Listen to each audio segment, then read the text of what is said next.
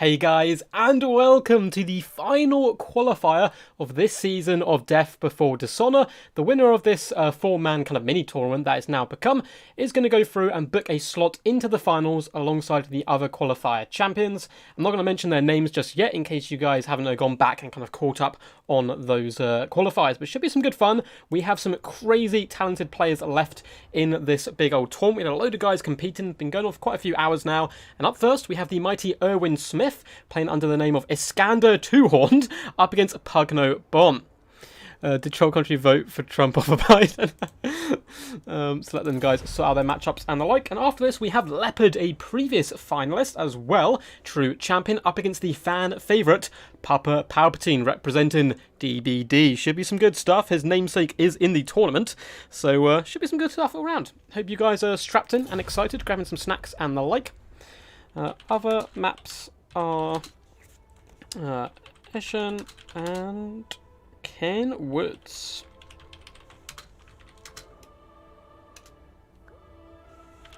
They voted for the dark.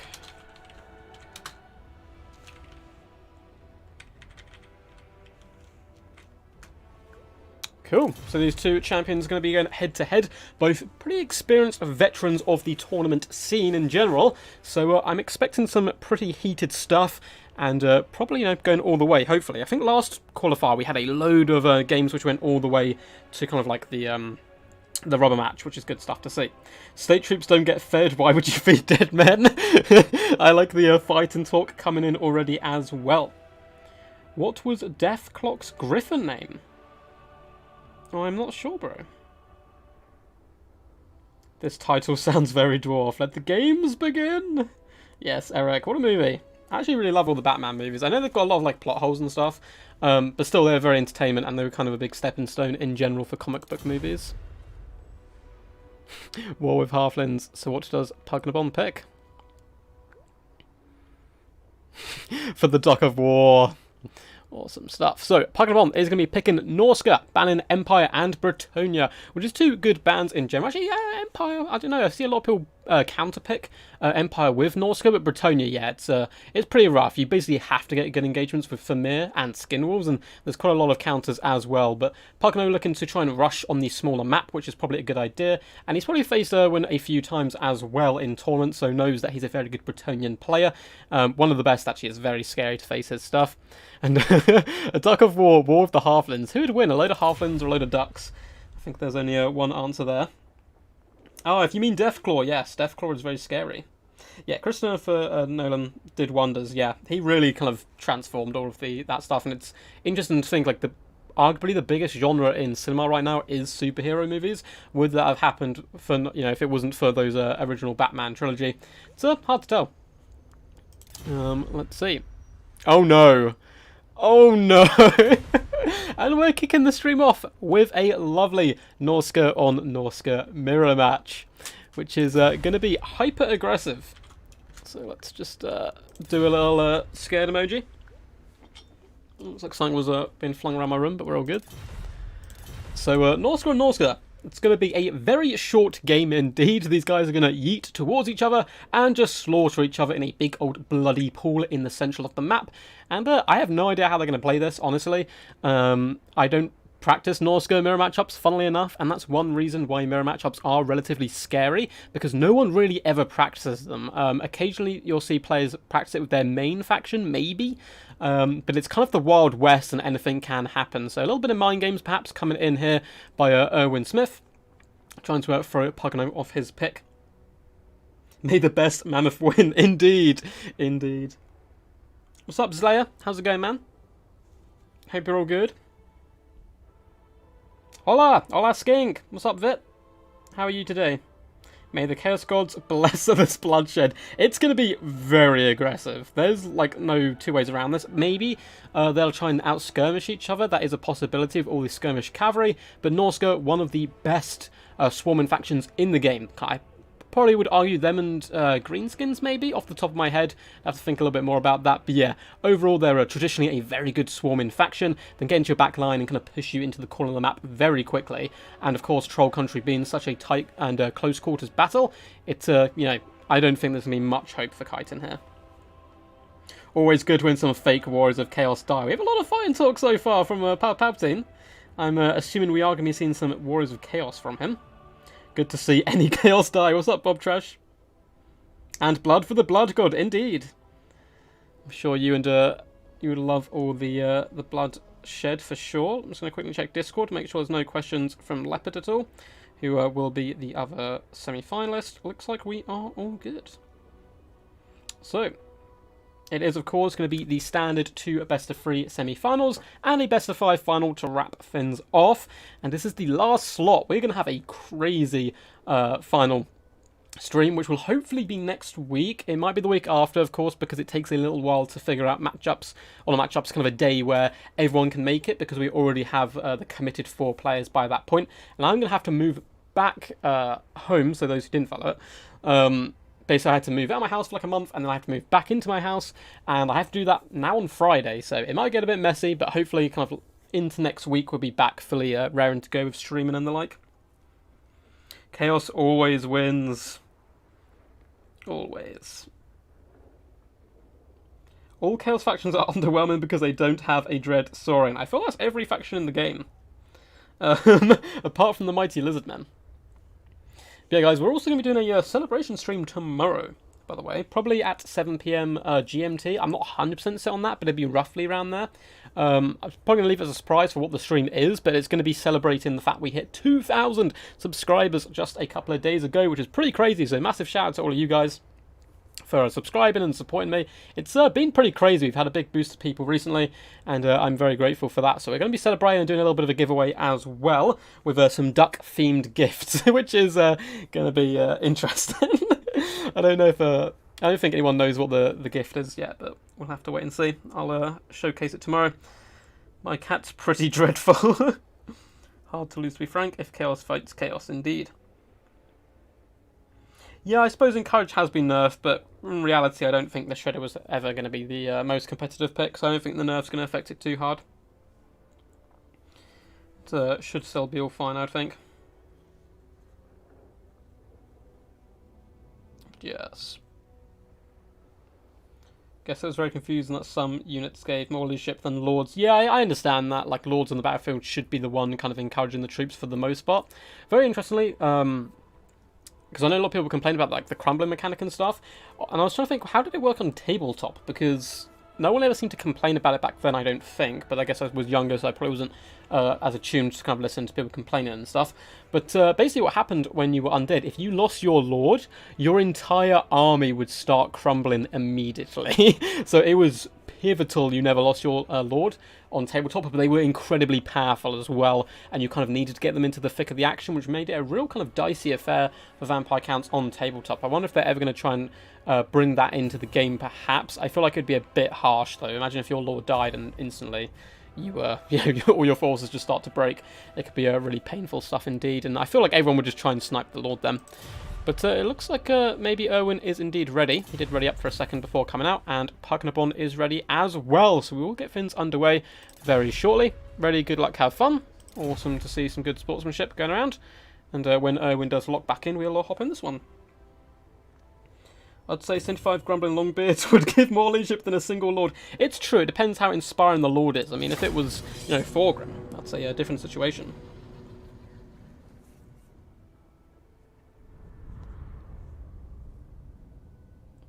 Well, I would be more comfortable having alongside a mine a unit of Longbeards than a single man. It is true, but it depends how heroic the man is. Warhammer is a time of legend where heroic warriors do incredible feats of heroism and impossible deeds to inspire the troops. Like if you fought alongside like Gotrek, for example, would you ever run? I don't think you could. If you were a dwarf and you were fighting alongside Gotrek, you would never live down that shame. I don't even know if you could take a Slayer oath. You would just have to kind of crawl into a ball somewhere and hide, because such a legendary warrior fighting alongside you would embolden you quite a lot, I would think.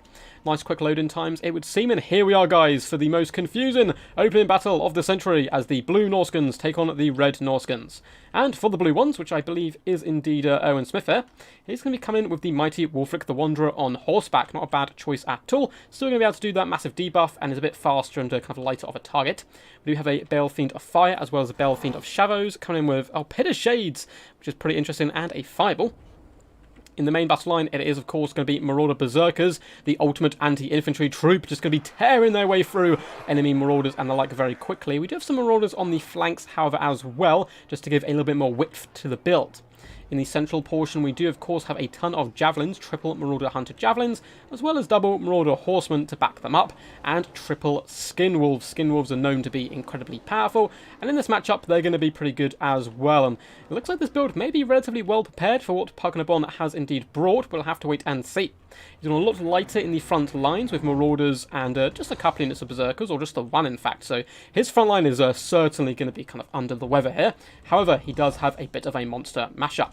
We have Frog, the Troll King himself, coming in completely naked, and with a giant Warhammer, of course, as well as a double Feral Mammoth. Should do a good job at basically making those Berserkers completely useless. However, there's a ton of Javelin pressure that he is indeed going to have to shut down. He has a Frostworm as well, a Familiar Belfiend of Shadows, coming with Enfeebling Foe and Pendulum, and we have some Marauder Horsemen as well as Norscan Warhounds. Looks like each kind of bodyguard in a set of 2 horsemen. And these Warhounds, one of which is the Regiment of Renowned, are going to have to get into the back line. It just has to happen. There's no way around it. Unfortunately, though, this line is quite wide. I really like the inclusion of the Marauders on the flanks here. It's going to push those hounds all the way up and around before they can get into the back line, as there's a ton of anti-large pressure coming in from Erwin's forces here. Pretty scary stuff. Ready? Let's collect some skulls for the Skull Throne and my Agent Scully as well. Good luck, have fun. Cool. So we'll let these guys get cracking. Who's your money on?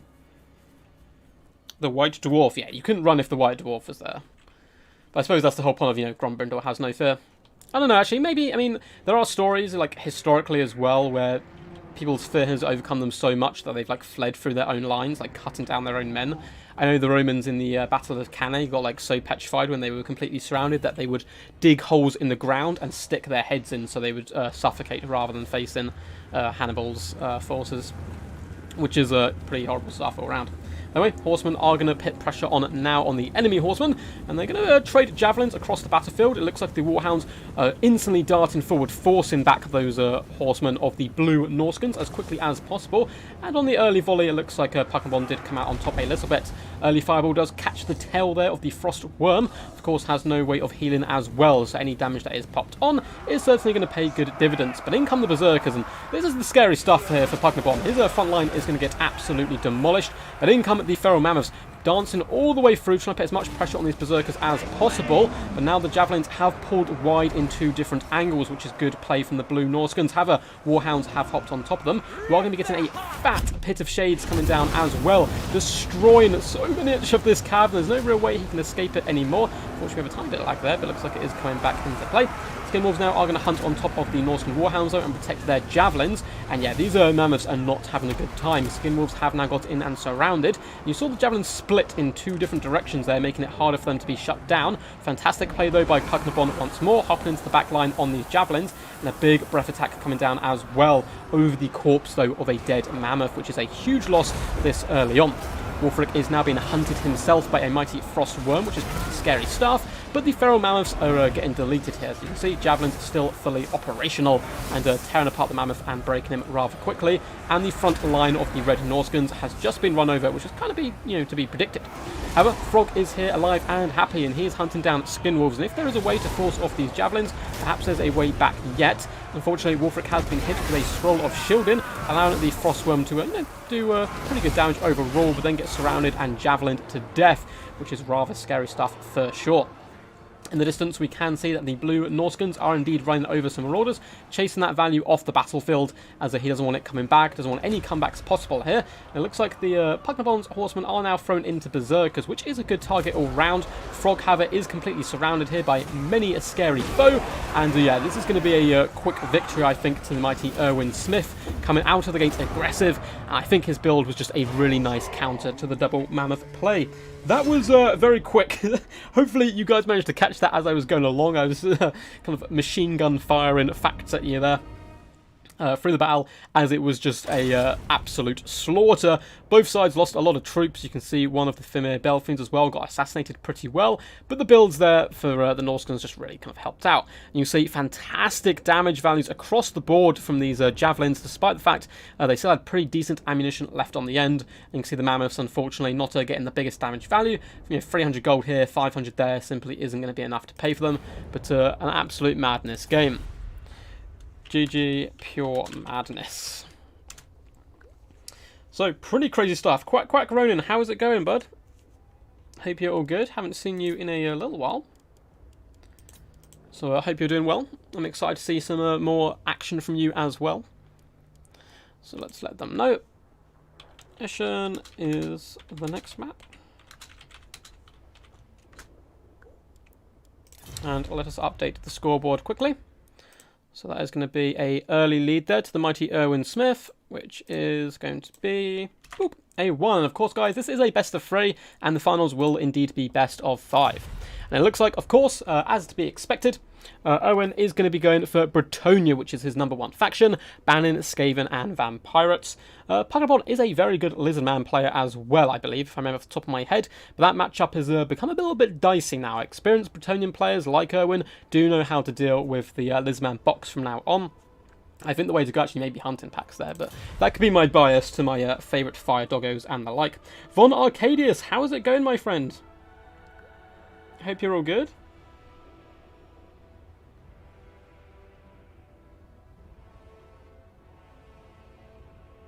Yeah, I mean, unit sizes aren't lore friendly, no. You'd have far more Skaven and far less kind of like units of dwarfs and the like, but simply for balancing reasons, it'd be an absolute nightmare, because anything that kills models would just, destroy the smaller unit capped kind of stuff. And anything with like Skaven Force would just, really hurt people's computers to actually run. But yeah, no, I agree. It's definitely not lore friendly, but it's the same way as on tabletop. It always was, even is now with like 40k, where you can field like 100 Space Marines, which in reality is better than 100,000 Guardsmen. So Pugglebon is checking builds, awesome stuff. We may see some Dowie action, which would be cool.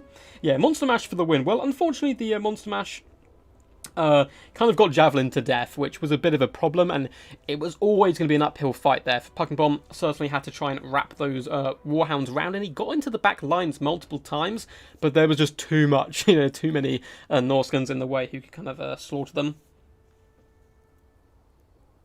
Ooh, okay, Ronan, I see you're plotting some builds. Maybe submit some builds you're not going to take in tournaments to throw your opposition off, who knows?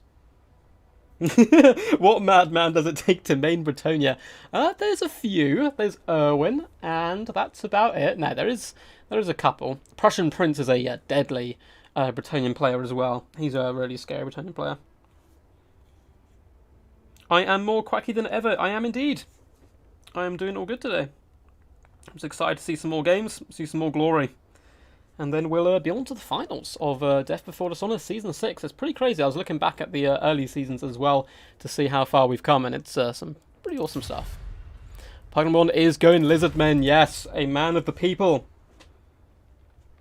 That's a 200 IQ strat, actually. That's what I'll call it in the video.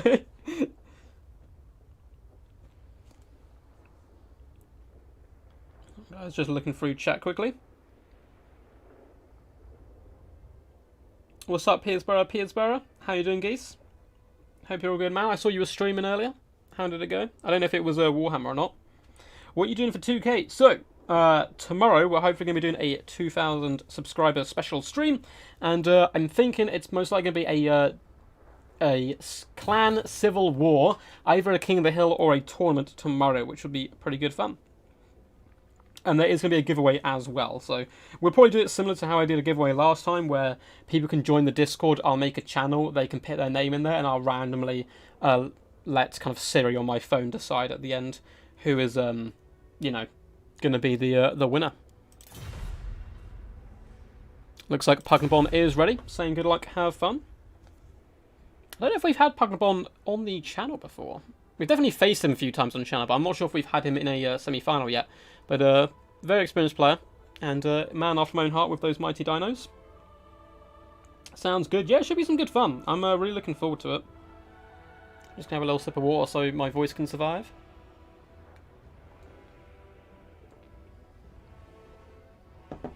That is the good stuff. But yeah, this is a really interesting matchup now. It's going to be interesting to see how Erwin plays this as well as Pugnathon, honestly. So basically, the way this meta used to go is you just get a load of Temple Guard and solar engines and stuff, and you would just sit in a big old blob. Sometimes you'd even see the Shredder. And you would just try to out-blob the Bretonnia, you'd soak up their missile fire, and then just allow the Knights to crash against a wall of angry dinos and halberds. And it was really quite rough for Bretonnia, but over time, people have kind of figured out the matchup a little bit more. Peasant Archers are a must-pick here. They're very powerful as well.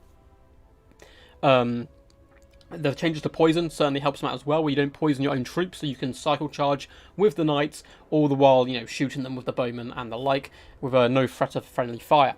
So that can certainly work pretty well. However, Pterodons are a good counter, so I probably see a bit of an air force from Erwin just to ensure that he doesn't get out killed in the sky. Yeah, that's what I mean. Shreds. Oh god, I'm going to butcher your name, I apologise. Svershazm. Oh god, sorry man. But yes, Erwin is an experienced player, so I'm sure he will not fall for the Lizardmen box. But at the same time, a box played well is still very tough to take down.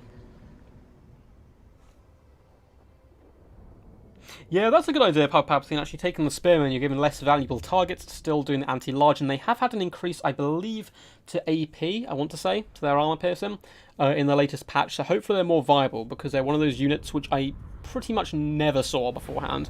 No one ever took them. So hopefully now, with the changes, they'll be a little bit more of a common pick, and I have been seeing them at slightly more from some experienced players. So that could be some good stuff. Hey, Gorg Yorg, how's it going? Great game earlier, man. I had to pop off part way through it to send a message actually to Pugnathon because there was a rules dispute that I needed to explain. But that was a good game. Gorg Yorg is a cool dude, has been featured on the channel recently as well, playing his mighty Dowie. Anyway, let's hop in here and have a little look at Erwin trying to take this game by the scruff of the neck and get an early lead into the finals. So we do have Peasant Bowman, of course, which is going to be a staple in this build. Coming in with those pesky pock arrows, should be able to do some good, decent poison damage and consistent damage over the course of the entire battle. We do have a bazillion knights as well, which is to be expected. We have Question Knights, Question Knights, Question Knights, and more Question Knights. These guys are anti-infantry, in fact, so not going with any of the anti-large knights, which is an interesting choice. We'll have to see how this does fare. Does he have Alberic? No, he doesn't, so he's not going to be giving those guys anti-large at all. Maybe relying on the Big King himself, as well as the archers, to take down large threats. We have triple field trebuchet as well. No blessed ones, which is a bit sad, but still. We have a Dams of Life, of course, coming with Earthblood, and then a couple of heroes. So we have a Paladin up in the sky, giving Guardian boost, and King Leon Leoncoeur himself coming in with the Mighty Sword of Corone, a very powerful ability. No line shield. Interesting. Of course, he has regeneration, flyer, and hits like an absolute truck. For the forces of the Lizardmen here, it looks like we have cavalry on cavalry violence. For King Theoden, or King Mazdamundi, has answered the call, and he will ride to the aid of Gondor. Cold One Spear Riders and Cold One Riders alike dotted on either flanks. We also have the Hopak cohort. More Cold One Riders dotted all the way along. This is awesome! So we have a massive cavalry formation coming in from the forces of the Lizardmen. Triple Saurus Warriors as well with shields. And Mazdamundi, the Lovecraftian god himself, coming in with Apotheosis and Curse of the Midnight Wind. And Curse of the Midnight Wind combined with Cold One Spear Riders can even outtrade, Demigryphs and the like. They can really pack a punch when you lower the attack and armor of the enemy. Very excited to see this Lizardman build in action, and that is some cool stuff for sure. And it's going to put some pressure on. Honestly, the Question Knights will be outnumbered. It's going to be tough to protect the back line. But the King and the Paladin, of course, can come in with some really nice armor-piercing damage. I believe the Paladin is anti-large as well, which is some scary stuff. And the Trebuchets are going to be launching in, aiming for the Hopak cohort for now. I mean, really funny if he had vanguarded those guys, actually, but it would be very risky as well. Bretonnia are an incredibly mobile faction, and it's, you can get caught out quite often by them. Looks like ready, good luck, have fun, and all that good stuff. And cavalry going to be going for a bit of a flank overload on this left-hand flank. So we have Spear Riders rolling dirty with the regular riders as well. And that's going to force Erwin to kind of split up his cavalry. As you can see, they're coming in from both flanks. And it's going to be 4-on-2 pretty much in the best case scenario here for the Bretonnian forces, as Asaurus will simply walk forward and grind their way through the peasant mobs. Lord Mazdamundi as well can use his mass to push through onto the Pox arrows and have a whale of a time just slaughtering peasants all day long. Does he have his banishments with him? Hopefully he does. Doesn't look like it. Banishments would be really nice to clear up peasants and the like, as well as a ruination of cities. So cavalry is getting in. It's all going to come down to time in here, I think, for the lizardmen, if they can get the good matchups when they kind of need them at this point. Cauldron Spearwise are getting shot now by peasants, so it's going to be forcing them to be slightly aggressive here, or they are indeed going to pull back and delay the engagement. But as you can see, the longer the engagement is delayed, the more damage those trebuchets will do to high-value targets like the Cold One Spear Riders. Mazdamundi is pushing it in deep here, going straight for that back line, hunting down peasants and the like. And Saurus are engaging with peasant mobs, but rather wisely, Erwin is going to be pulling back where possible and maybe counter-charging in with some questing knights. We do have a fat engagement going over here, and Curse of Midnight Wind is popped. The king doesn't really want to engage here, although Sword of Crone may come down as a countermeasure. Questing Knights going toe-to-toe with Cold Ones, and it's hard to see who is indeed winning this fight. Let's get a little close-up cinematic action here, as the mighty king does try to slay the evil lizard. In my opinion, the evil king is trying to slay the good boy. The Questing Knights as well are starting to struggle a little bit, getting overrun by the sheer mass of Saurus warriors here, taking actually not too much damage. They're going relatively strong. Mazdamundi, however, is getting some pretty good engagement. Sword of Crone has gone down, lovely countermeasure. On the other side, Cold Ones have managed to bust into that back line, hopping on top of the field trebuchets and shutting them down, but Questing Knights do countercharge as well. Saurus are starting to chew through peasant bowmen, but a nice kind of firing squad has formed up on the high ground here, and the lizardmen need to win this engagement down here. And it looks like they're not doing a bad job at all. Is this Questing Knights? No, field trebuchet has indeed broken, but Questing Knights are not far behind them here. However, the king has managed to do huge damage to some of the Cold One riders. Questing Knights not going too bad at all. King's very healthy, and I'm not sure which way this is actually kind of favouring at the moment. Another curse has gone down, though, should help out the force of lizardmen. Saurus warriors are grinding it out as well.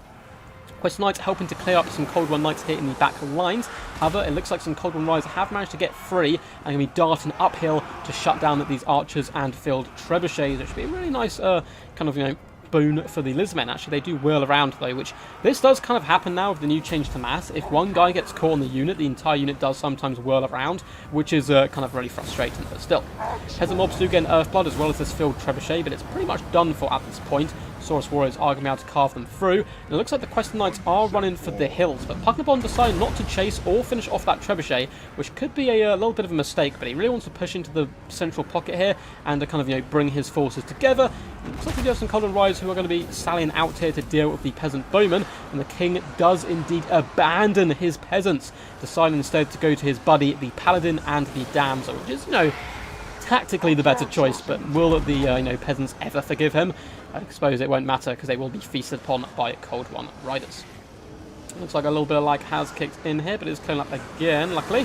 And field trebuchets are going to be launching in. Cold One Spear Riders pushing up the hill now into the peasant bowmen, but they are taking a lot of fire as they do kind of slow-mo charge up the hill here, as the poison's going to be slowing them down and travelling uphill. Not going to be a fun time at all. We do have another Curse of the Midnight Wind coming down, a fan favourite of mine as well. Should allow the Cold One Riders to trade effectively with the Questing Knights. And that poor damsel has indeed been surrounded, or not quite surrounded yet, although she does jump into the middle of all the Saurus. Maybe not her best life choice. She is down to a whopping 0 armour. She's going to get chewed apart very quickly. Incredibly close game so far. Some Cold One Riders are a little bit idle and have been isolated a little bit. The healthy unit of Questing Knights needs to be taken down here by the mighty Lord Mazdamundi. Is this the same unit? It is not. So there's two relatively healthy units of Questing Knights, and most of the Cold One Knights are done for at this point, which is pretty scary stuff for sure. Mazdamundi is going to have to try and carry this game on his back. Balance power is still dead even here, and Force of Bretonia kind of fleeing in all directions, but they should be able to, rally a lot of them. We do have the field trebuchet being chased off by the Hopak cohort. Lovely, diligent play there by Pugnabon. And we have a pretty much full health unit of Cold One Riders return to the field as well.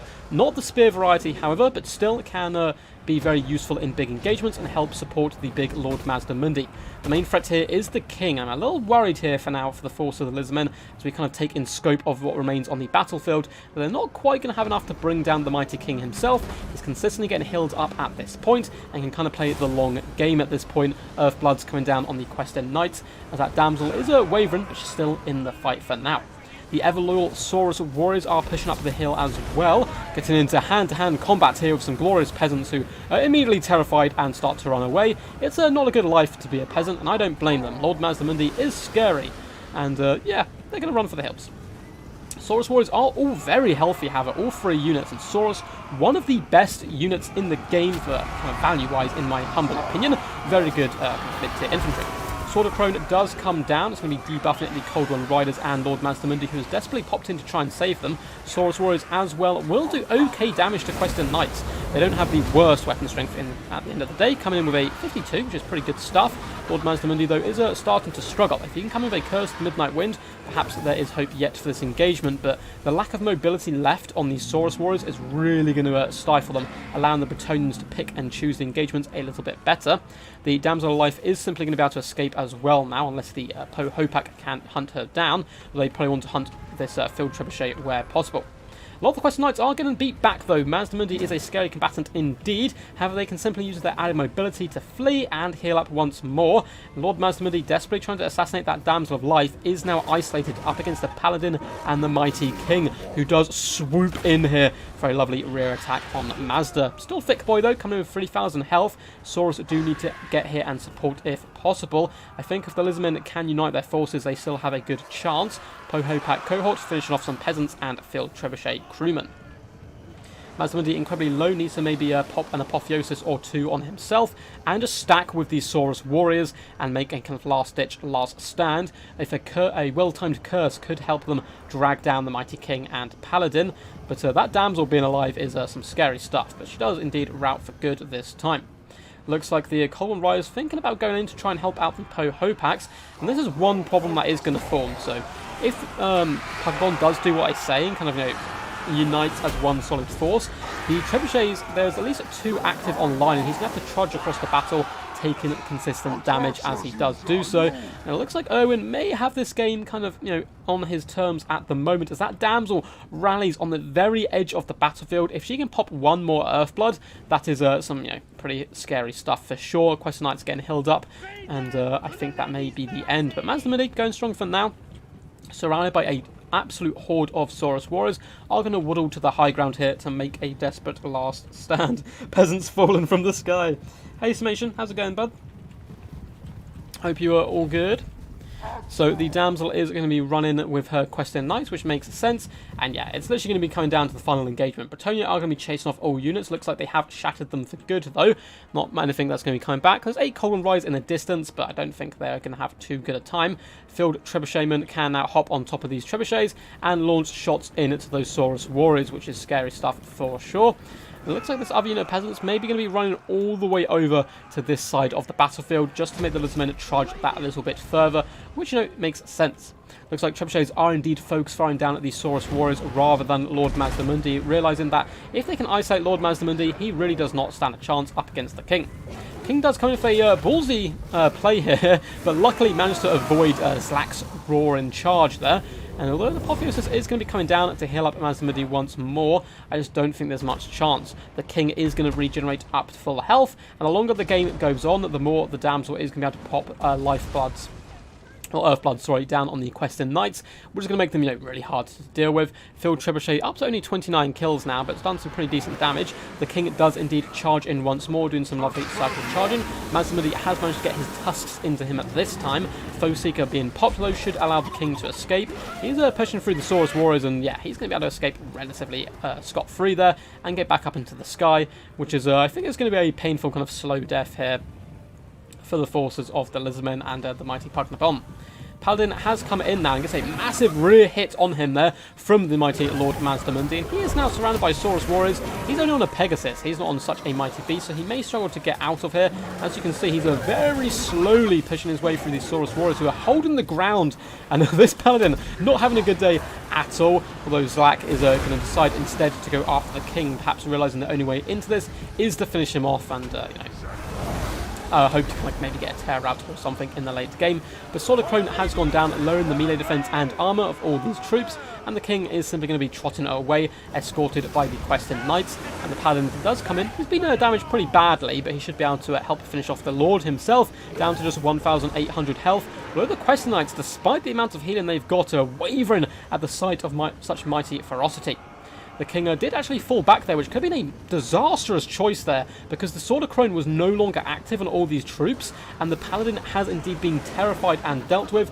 The damsel is in a rather distress here as well, if the Lizmen can indeed hunt her down, and the Question Knights as well started to struggle. So perhaps I called this game a little early. Perhaps the Lord himself, with another Apotheosis coming in with a glorious charge, can turn this engagement around.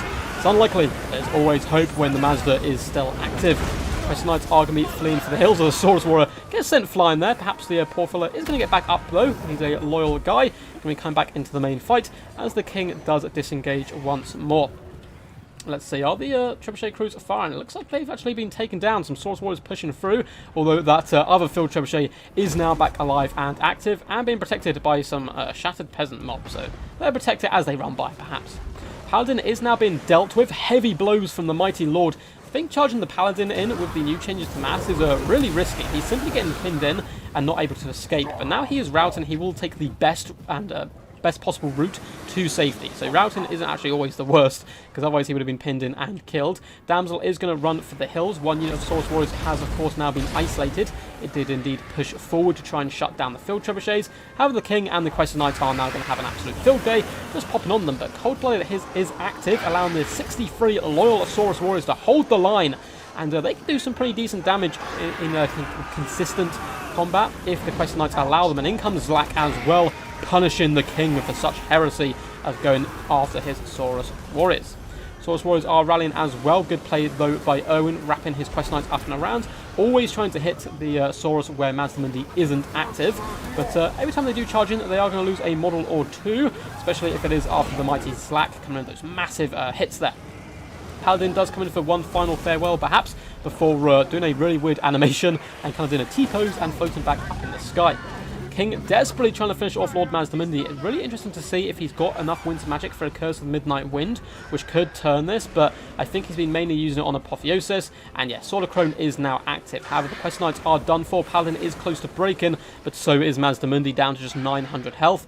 And across the rest of the battlefield, it looks like field trebuchets are being dealt with, and the Damsel of Life as well is getting rather low, and this is very close. I think Bretonnia have got it. Pugnabon with a fantastic fight back so far, scrapping it tooth and nail, even pulling King Leonlunker into some trebuchet fire, which I'm sure was deliberate.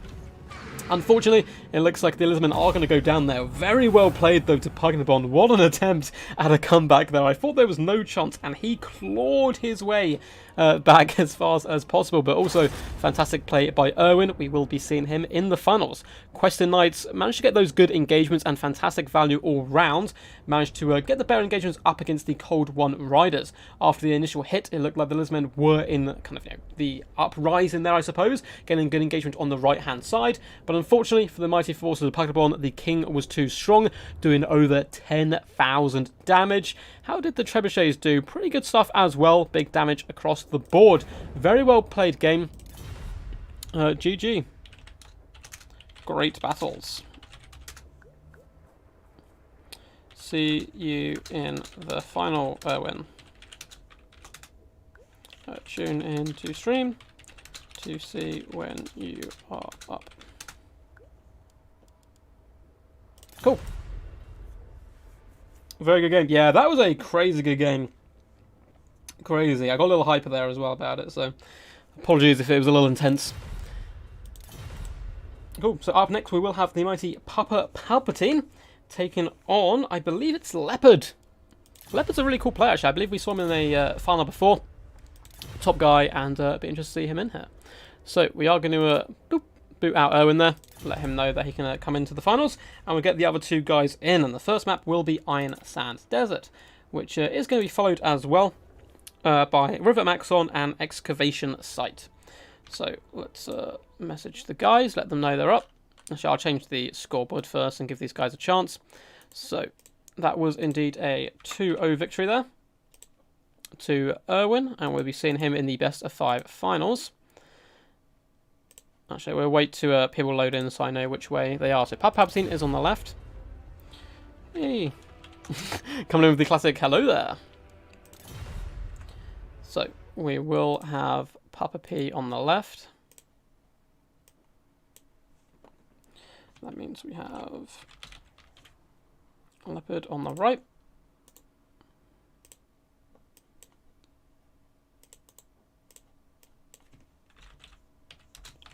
Q. Sorry about the silence, guys. Just sorting out all these texts and the like. So move that down to a 0. Awesome.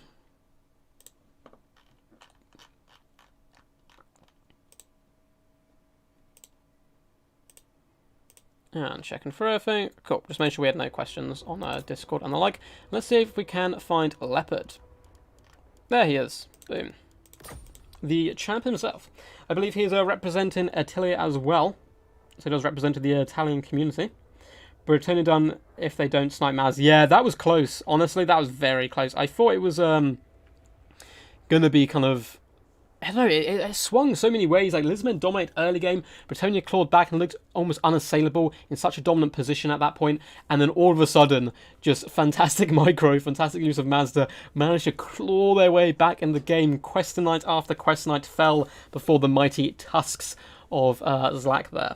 Peasant Rebellion for sure. Like, the king abandoned them, and then they came back and hit him with a trebuchet shot at the end of the game. That's the true story there. That is the true story for sure. Yeah, that was intense. How uncivilized. Hey, Leopard. Hey, bud.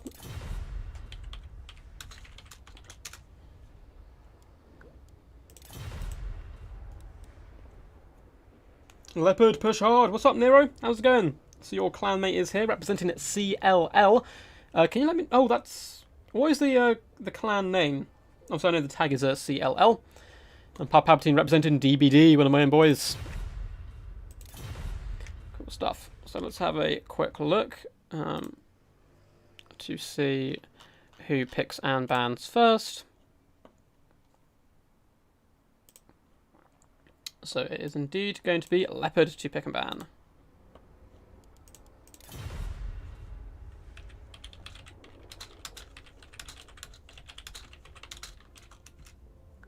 So Leopard's pick and ban first, and the maps will be Iron, Sand, Desert,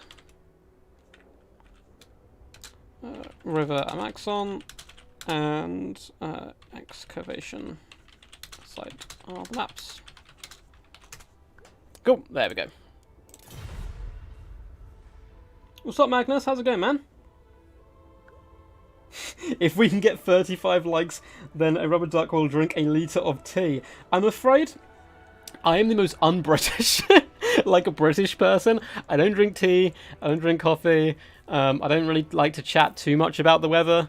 I do like going on walks, which is apparently a very British thing. My nan actually nearly got arrested in America because she went on a walk, and they were very confused. They're like, oh, she was walking, probably somewhere where she wasn't meant to be, but she was just going for a walk, and the police pull her over and like, do you know where you are and stuff? Because she was like an old lady. She's like, yeah, I'm fine, I'm just going for a walk. And they're like, oh, where are you walking? We'll give you a lift. And she's like, no, I'm literally I'm just going for a stroll, just to enjoy it. And they couldn't understand what she was going on about. They were really worried, like, for her health and if she was okay. I really wanted to take her back in, like, the cop car, but yeah. So anyway, it looks like Leopard is going to be picking Empire, banning Greenskins and Dowie. Leopard's Leopard Company. Hey, Twilight, how's it going, man? The Harbinger. But yeah, if you guys are enjoying though, feel free to drop a like. I may not drink a litre of tea, maybe I will. There's no camera on, I suppose, so perhaps that's why I'm doing this entire time. Yeah, feel free to drop a like. And if you are new to the channel, by the way, welcome. This is a currently very competitive tournament. We do kind of all sorts of different games, newer players, experienced players, and the like across different streams and videos and stuff. So if you're interested in Total War Warhammer content, feel free to drop a subscribe as well. It's greatly appreciated. We are growing. And the great duck hordes are arising. The fire rises. But Palpatine is going to be going Skaven, trying out maybe some of the new Skaven units. I actually had a really fun game earlier with the Regiment of Renowned Mutant Rat Ogre you may see in a 2v2 game, which is some good stuff. I do not care, you do it. Do it. Or do I need to get the puppy? I do love puppies, in fairness, they're very cool. Great, thanks, bro. Awesome to hear, man. Glad to hear you're all good in the hood. I love a good walk, yeah, Eric. I don't know what it is. It's just awesome. Hey, we're at 69 watching. Way. Bow chicka bow wow. Awesome to see so many people here. Kind of new faces and old school faces as well. I really do appreciate the support, guys. It seriously does mean a lot. So, let's see. These guys are all good to go. I'm waiting on them to finish their builds. I remember not long ago when we were at 50 subscribers. Yeah, man, it's honestly pretty crazy. That's what I was talking about earlier when I looked back at the old Death Before Dishonours. And like seeing the change to now is really cool. And long may it continue. Hopefully going to be going strong by the time we come into Total War Warhammer 3. That is like, I don't really set too many goals for myself. I just kind of enjoy it as much as possible and keep trying to grow. But I did kind of secretly have the goal of trying to hit 2,000 subs before Christmas, and we managed to make that. Or before the New Year. So that's pretty cool stuff. From a Norwegian in Scotland. Hell yeah, man. How long have you been living in Scotland for? I really actually want to travel across Scandinavia as well, so I'm almost going to be doing the reverse of you, going to from the UK to Norway. I'd like to go through Norway, in particular actually Norway, and go hiking, and go through like Denmark and Sweden and the like. I'm actually hopefully getting some hiking boots, or getting some money towards hiking boots for Christmas. I want Chaos Dwarves. Gorg, you would be incredibly powerful, I fear. The way you're a very good dwarf player, so Chaos Dwarves in your hand, I don't think we can allow it. We've got to stop it. When is Warhammer 3 coming out? No idea, Marcus, I'm afraid. We are going to be having at least one more DLC, I can say that, because Creative Assembly said that, I believe. They said, like, oh, hey, this isn't going to be the last one, or something in a tweet or something, or on Reddit somewhere, so no release date for Warhammer 3 yet. No, sadly. But I'm kind of happy, because I want to be in an even better position when that does release, you know, really kind of show you guys some good stuff. But I'm expecting it next year, probably at the later kind of portions of the year. Let's go and have a little sip there. If you get to Scandinavia, you need to go to Denmark. Yeah, man, Denmark's definitely on my list as well. I certainly want to go hiking through there. I've had a few family members and stuff go to Denmark, and they've absolutely loved it. I had some mates as well who went hiking up the fjords, and was like, as soon as I got back, messaged me like, yeah, you need to go. Like, you're going to love it, so that kind of sold me on it. But obviously at the moment, no one can really travel properly and stuff, which is obviously understandable. Don't want to spread none of that nasty disease. Just 1 year for uni, back to Norway in summer. Yeah, British Nature's really cool, actually. I think we're underrated as far as the hiking goes. It is a bit wet, though, but, you know, that does kind of help also fuel the beautiful landscape. As long as we have Nagash in Game 3. Man, Peter, they're going to chuck everything in Game 3. Think how long this game's been out for, and how many DLCs we've got for this. They're just going to, obviously, as from a company perspective, it makes sense just to keep releasing DLCs when they're selling. And I believe the Warhammer series of Total War is their most popular game by a considerable amount, so it only makes sense to kind of keep releasing stuff. Anyway, let's hop in here and have a little look at the mighty Papa Palpatine's build. The man, the myth, the legend himself, not bringing his chosen chaos yet, but coming in instead with some Skaven slaves, the good backbone of any build. Coming in, being very cheap and very unhappy, unfortunately. Just here to die, and that's what they're bred to do, and that's what they're going to do, no doubt. We do have Lord Skrog on foot, still one of the most competitive picks, always has been. Coming in, of course, with the Liber Bibonicus. We have the Rod of Corruption, Pestilent Birth, Vermintide, so kind of all those are lovely summons, and kind of hard-hitting spells as well. Always good to see him in action. Can be sniped out pretty crazily by Karl Franz and the like, but we'll have to see what the Mighty Leopard did bring. We do have Rat Ogres dotted around. It looks like 3 units to be precise, including the Pit Fighters of Hell's Deep. Always want to say Helm's Deep, but I've gotten used to it now. These guys do have Berserk, and I kind of underrated them to start with, I think. I think they're actually going to be quite powerful indeed. We also have the Teeth Breakers in the central portion, Regiment of Renowned Rattling Gunners, and some Doom Flayers. Great to see these guys in action, doing their best Sons of Anarchy impression. We do have some Wolf Rats on the flank with a Packmaster on a Brood Horror. Looks like the same on the other side, so 2 relatively fast skirmish corps, looking to get into the back line, shut down cannon play and the like. As for Leopard and his mighty men of Sigmar, we do have Spearmen dotted along the flanks, with Sigmar Sons and Swordsmen dotted around the front line. These guys are really going to chew through those Skaven slaves deadly quickly. We do have some Empire Knights as well, mixed in with some Zintler's Reichsguard, Regiment of Renowned Reichsguard on the left-hand side, and double Empire Knights, only single, and Knights of the Blazing Sun. These guys are the real kind of fantasy knights. Blazing lances, going to be charging in there. Really awesome colour scheme. The yellow and black really does make them look pretty fearsome. Up on the high ground here in the hill, we do have double great cannon looking to target down any large pesky threats such as those rat ogres, as well as a hellstorm rocket battery there to clear out chaff rather quickly. And what a man Leopard is, bringing Balthazar Gelt. What a hero. Up on his Pegasus here, coming in with Staff of Valanis with Arcane Conduit, Transmutation of Lead, a spell I don't get to see terribly often at all, a Hex Air of Effect, minus 24 melee attack and 30% weapon strength, and Sear and Doom. This is some cool stuff coming in from both of these players. We have Doom Flayers, we have Regiment Round Rat Ogres, we have Hellstorm Rocket Batteries and Gelt. This is going to be a really fun showdown. I'm looking forward to this one. Doom Flayers are rolling dirty ahead of their forces and decide to cut around a little bit and kind of just chill out. They don't want to get hit by knights and kind of pinned in, but kind of darting back and forth for now, perhaps trying to dodge some cannon fire as the Hellblaster already up to 48 kills and just annihilating the chaff of the Skaven slaves. And the Teethbreakers have popped a concealment bomb, but they're getting absolutely hammered down, perhaps because the cannons are also targeting the pit fighters. No, it looks like even with the concealment bombs, they're kind of getting hit there. Perhaps because they were spotted beforehand. That'd be a big loss as well, because those guys would delete Balthazar Gelt in seconds.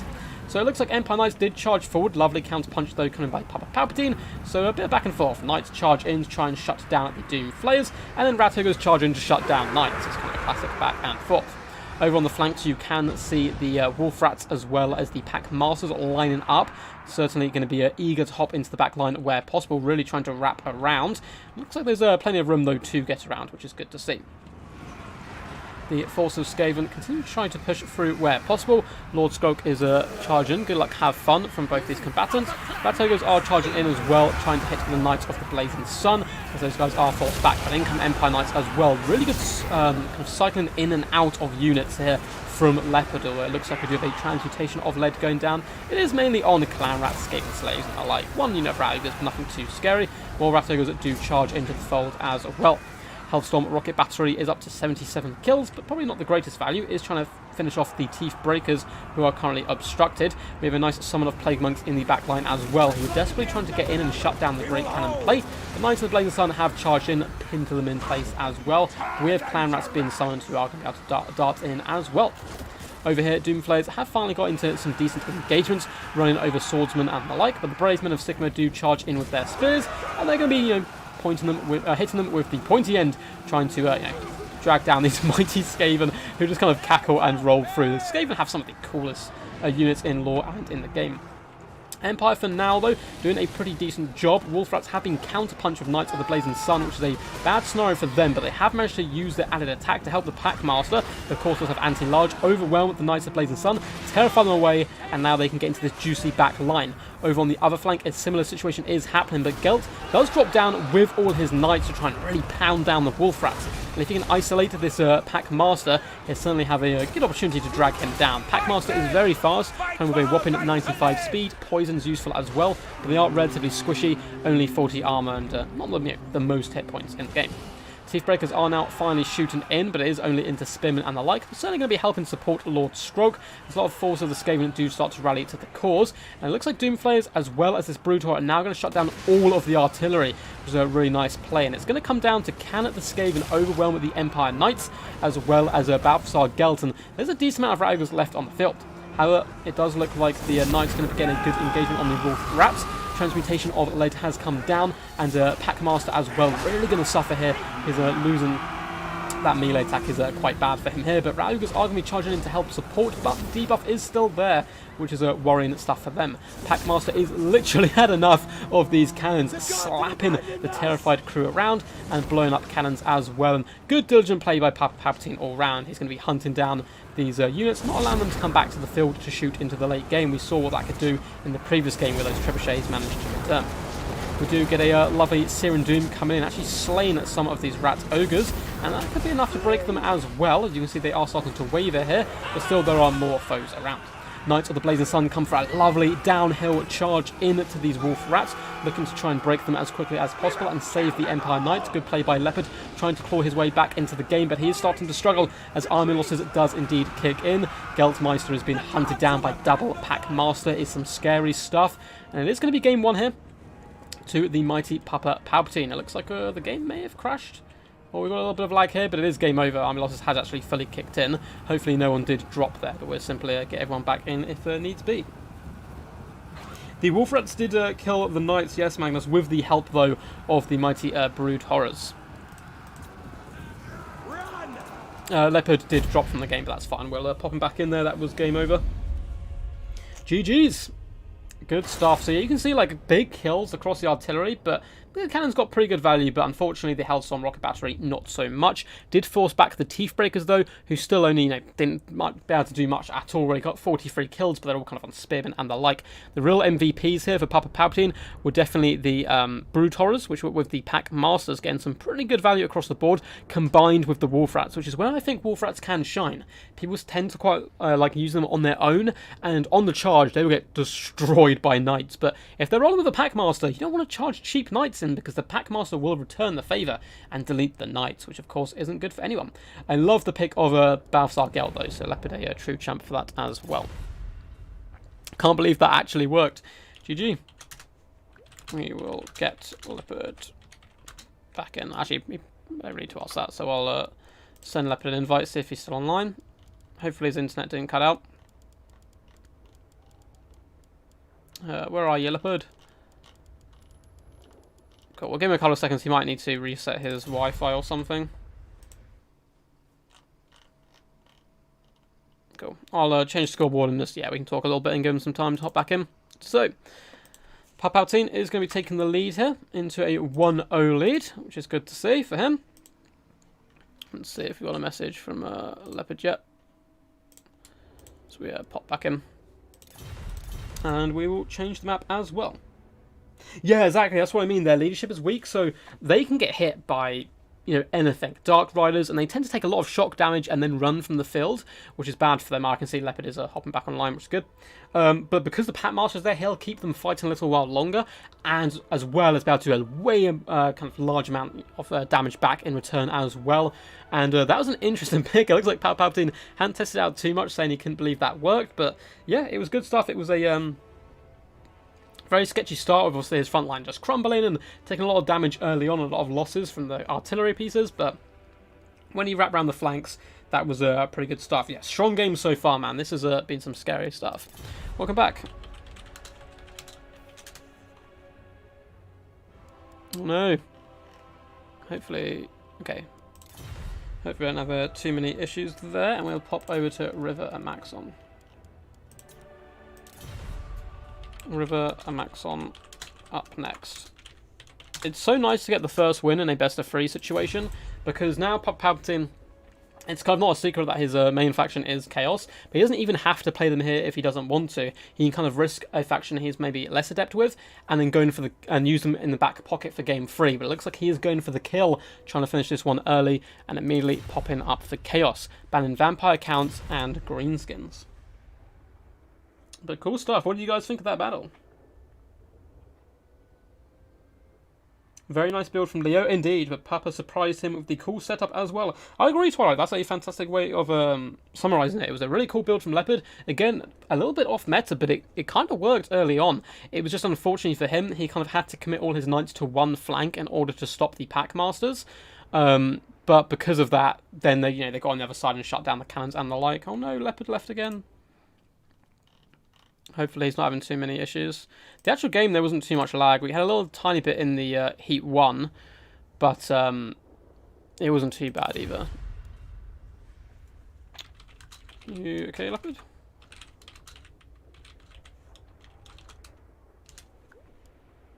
Maybe he couldn't see the map or something if he wanted to check out what it is, because that does bug sometimes as well. But it's been, yeah, very good stuff so far. I'm excited, and we're probably roughly maybe halfway through now. Maybe not even that, because we still have the best of 5 finals, which is going to be a rock and roll affair for sure. Very excited for, and Owen's probably watching this as well, taking notes, and figuring out how he is going to take down the mighty champs. Is there still items that must recharge in melee? That is a good question. I think so. I think the Hammer of Kadra or something along those lines, which the Runesmith has, does need to recharge. Yes, I now fear wolf rats. I agree. Because beforehand, I didn't fear wolf rats at all, because I don't think they're actually that good. I think they're really overhyped. But yeah, rolling with a Packmaster certainly can help. They're very good at chasing down enemy skirmishes and the like. So let's quickly message Leopard on Discord and see if he's all good.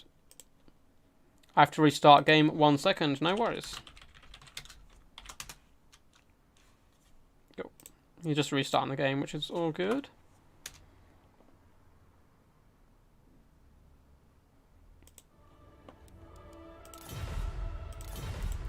And we will get him back. Should have left some spears with the arty. Yeah, that would have been a good kind of way to poke down the enemy as well. And is that a wild kitty cat I see in chat? Welcome, Viking. How's it going, bud? Hope you're all good today. I'm trying to think, is Erwin RTK? Possibly. If so, you've got one of your boys in the finals, which will be some good stuff. So what have you guys been enjoying most as well since the DLC drop? Any factions you've been particularly enjoying? Strangely enough, I've actually really enjoyed vampire counts, which is a faction I never played before, pretty much. But I kind of got enticed in by Vlad, and I actually quite like using them up against the dwarfs now. It's a real kind of grindy match, but you expect that when you come against the dwarfs anyway, so you might as well grind back. And can certainly be some real close showdowns. I may show a replay that I had up on the channel again, but the problem is I've already showcased the build once, but it literally came down to, I think it was Gotrek versus Vlad and like 20 zombies.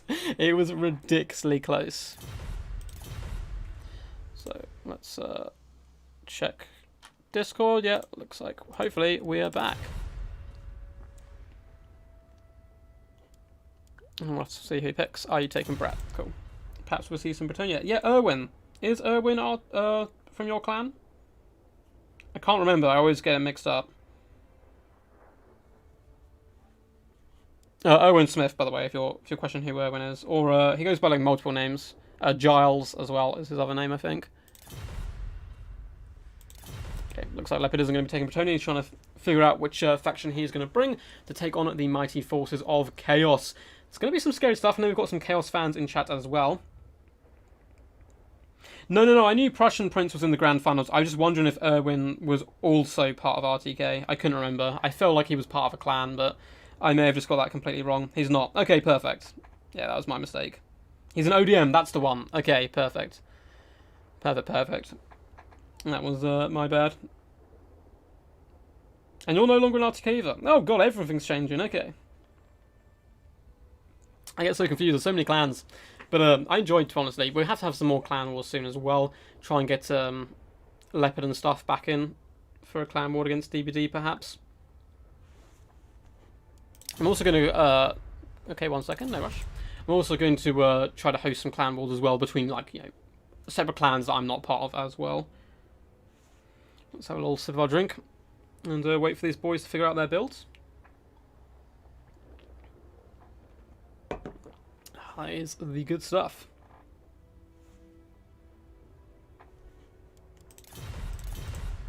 Leopard is pondering, calculating.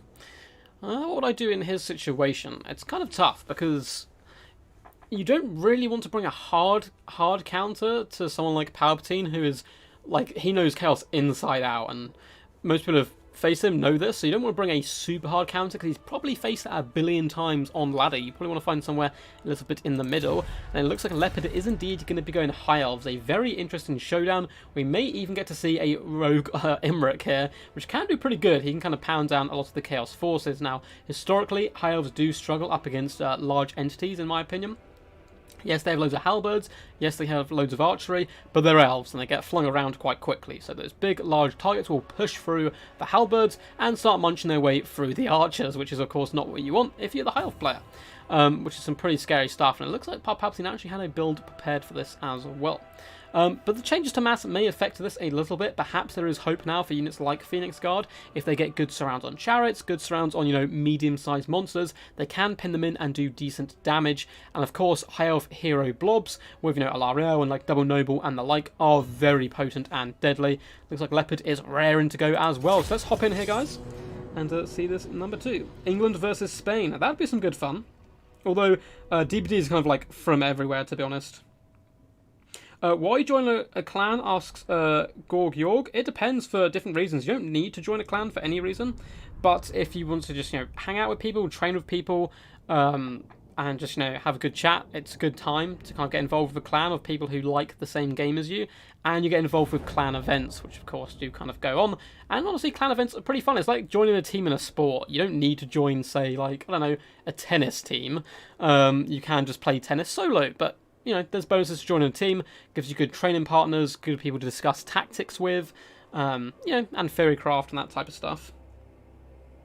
But yeah, DBD it's like technically English, maybe, because I guess I created it and I am English, but we've got people from all over the place, which is really cool. Anyway, for the forces of the mighty Papa Palpatine, the evil cackling master himself, he's going to be coming in with some silver chevroned Chaos Warriors. So, not going all the way with Chosen, but Chaos Warriors with silver chevron will certainly be able to chew through a lot of the mid to elite infantry of the High Elves. We also have Mirror Guard as well in the centre pocket, and this formation is going to be flanked here by Chaos Marauders, helping make the width a bit longer, and so they can kind of block in enemy light cavalry and the like, and also whip around the flanks into the enemy back line. We do also have a Gorebeast Chariots. It looks like perhaps the 2? No, just the 1. So we have 1 Gorebeast Chariot, as well as the Summoners of Rage over on this right-hand flank. Summoners of Rage are the Regiment of Renowned Dragon Ogres, anti-large, and pretty deadly stats across the board. Apart from that, we do have, it looks like a double Exalted Hero on horseback, which is a common pick, seeing these two bad boys together. Normally you see them on a Manticore, but again, on horse, they're very quick. Should be able to target down some of the large, big threats and heroes and the like as well. And the Everwatcher does indeed come in with Plague of Rust and Final Transmutation. Probably the most competitive picks, I think, from that lore of Magic. We do have double Marauder Horsemasters as well to round out the build. So pretty cool stuff. Definitely going to be looking to burst in to the back line as much as possible. But the High Elves don't have too much of a back line here. So for Leopard's build, trying to claw his way back into the game, we do have Silver and Guard. And as you can see, these guys do have cool new hats. I think there was a bit of a complaint about the hats before. It didn't really bug me too much, to be honest. But, if in lore they're meant to have hats, I do understand. And the Silver Guard will be able to hold the line for a decent amount of time. We also have White Lines of Therese as well in a secondary battle line, looking to saturate on top. And they'll be able to deal... Oh, I don't know. Silver Chevron Chaos Warriors should be interesting. We have War Lines as well, and we have 1 unit of Sisters of Avalon, so not too much to protect. We have anti-skirmishers in the form of Illyrian Reavers on the left-hand flank, and then we have double Dragon Princes going bad to the bones, being led by Alariel, the Radiant herself. Of course, can come in with some lovely healing. Shield of Thorns, Star of Avalon, and Earthblood is her poison of choice. Sisters are going to have to be on their A-game here to pin in and kill some of these Exalted Heroes and Elite Infantry, because this front line for the High Elves can simply not win those engagements. Now, Illyrian Reavers, I really like this pick here. They can counter skirmish Horsemasters very effectively, but they are going to be pushed back here. Summons of Rage are leading the force, and look how badass these guys look trotting across the fields, as the Forces of Chaos are pushing forward to try and get to grips with the enemy. Good luck, have fun there. Mighty from Roar from the Leopard.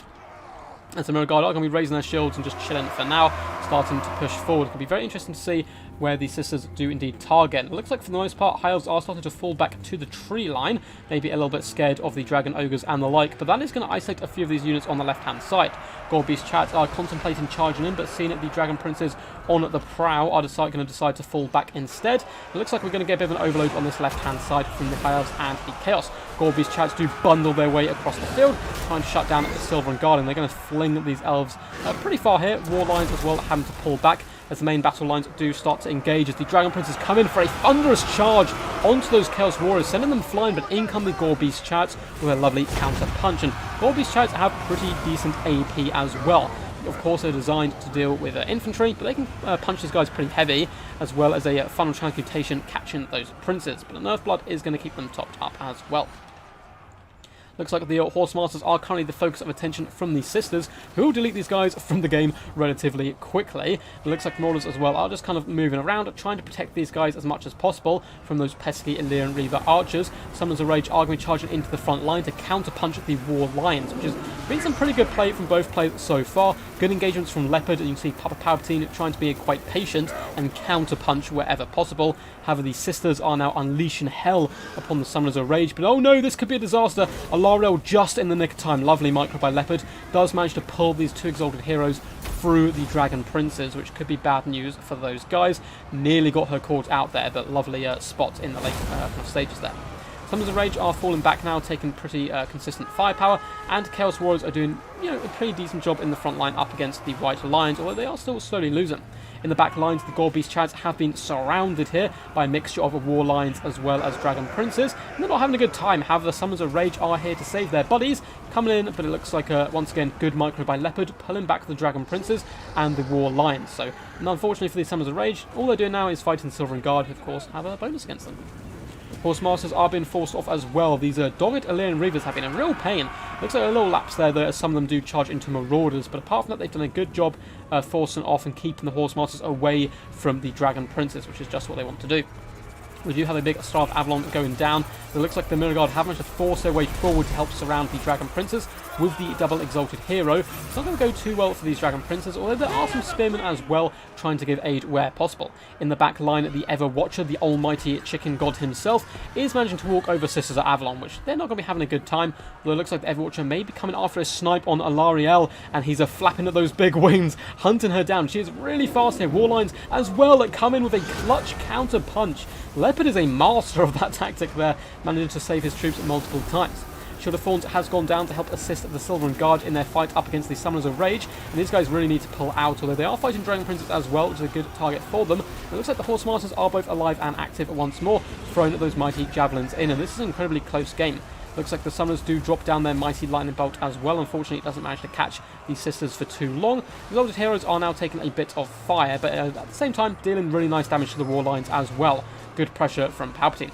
Gore Beast Chariots are now driving their way into the back line, and even if they die, if they can just shut down the Sisters for long enough, that'll really allow these bigger targets of the Forces of Chaos to sort out the enemy.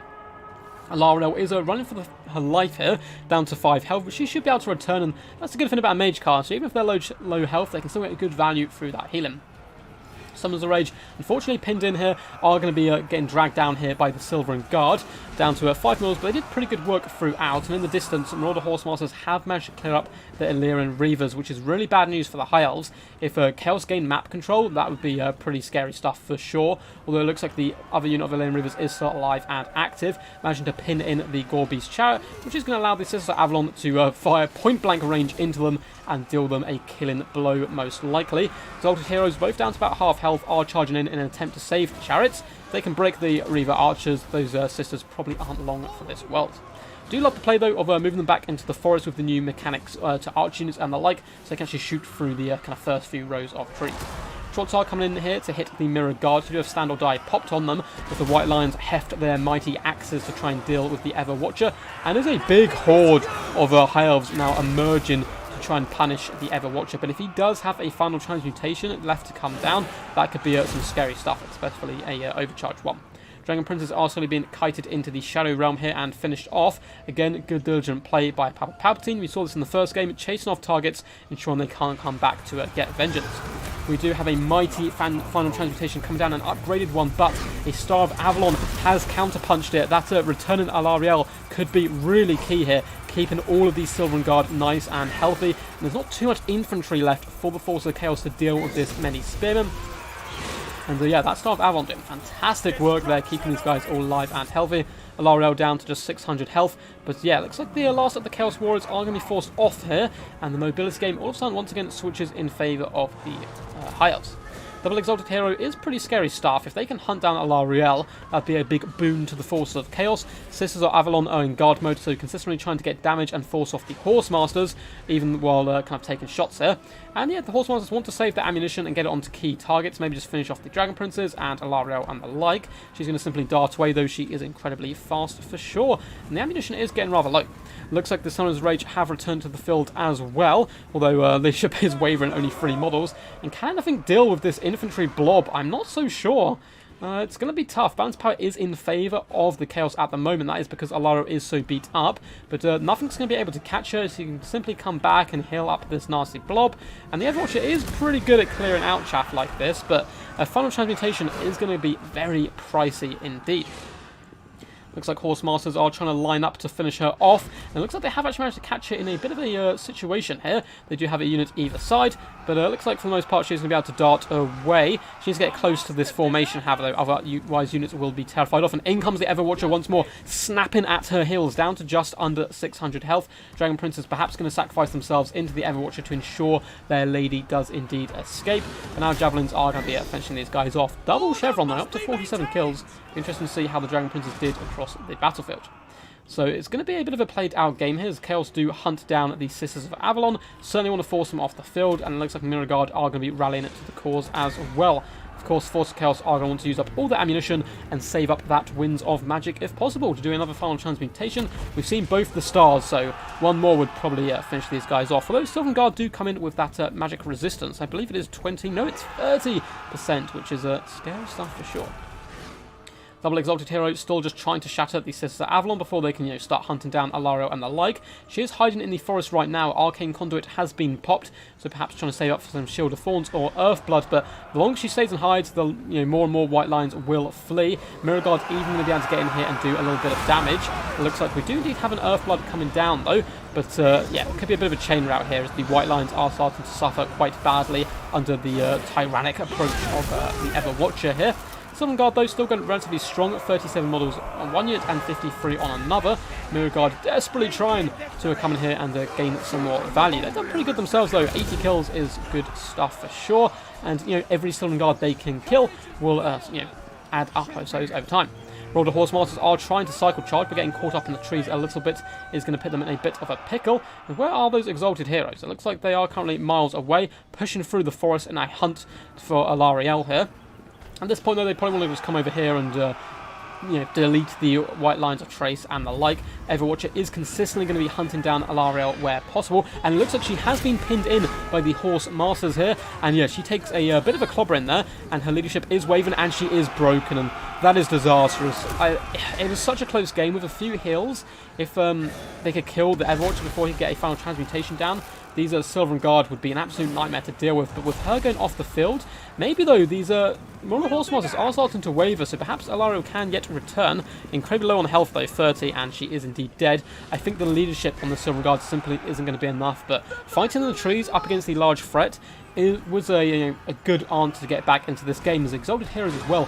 I'm going to fare too good against Sylvan Guard, but coming with some shock damage now and perhaps some cycle charging. Although, can he even cycle charge? He can. He has some Horse Masters left alive and active, who are going to be used to chase down routing troops, which again, good diligent play, as we've seen throughout the entire tournament from Palpatine. What a game. Those two games were just vicious. They're so incredibly close. Fantastic stuff by both of these lads. And yeah, well played to Leopard, very proud to display it by himself. But Palpatine will be moving on to the finals. Damage value there, 3,000 from the Mighty Chicken, over 15,000 damage dealt. Awesome stuff and great. Basically, the hero core in general performed very well as the Mighty Mirror Guard. Unfortunately, the Chaos Warriors didn't do too great. They were kind of outmatched here by the War Lines. But yeah, good skirmish as well all round. Gorby's did, pretty good stuff. He did get pinned in, but a lovely play by Leopard as well. So many counter punches to save units, but at the end, unfortunately, Alarielle kind of getting finished off at the death, and the Sylvan Guard not having quite enough punch there to drag down the mighty Everwatcher. GG. Fantastic set of games.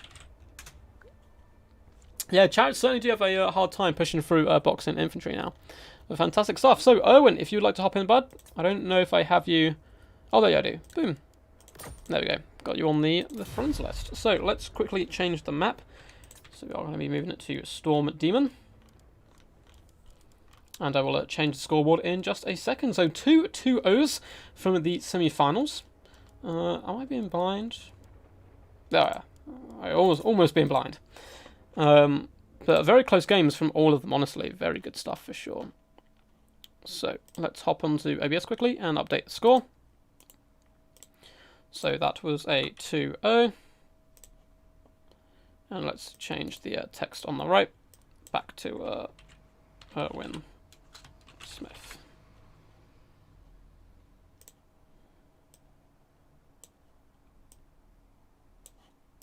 Cool, and scoreboards should be 0-0, perfect. Hey. Hi, 1 minute, no worries. Maps shall be Storm, Demon. Well, I chose all the long names to type out.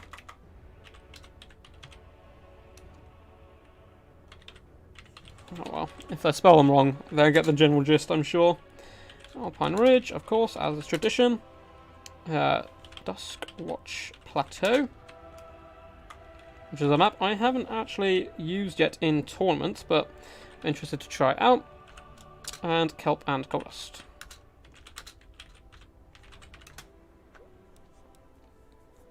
Mapaz shall be, oh god. Cool. What do you guys think of that one? GG Leopard, yeah man, Leopard was a champ, honestly. Great games, some really awesome builds as well. But the mighty evil Papa Palpatine always has a plan up, up his sleeve.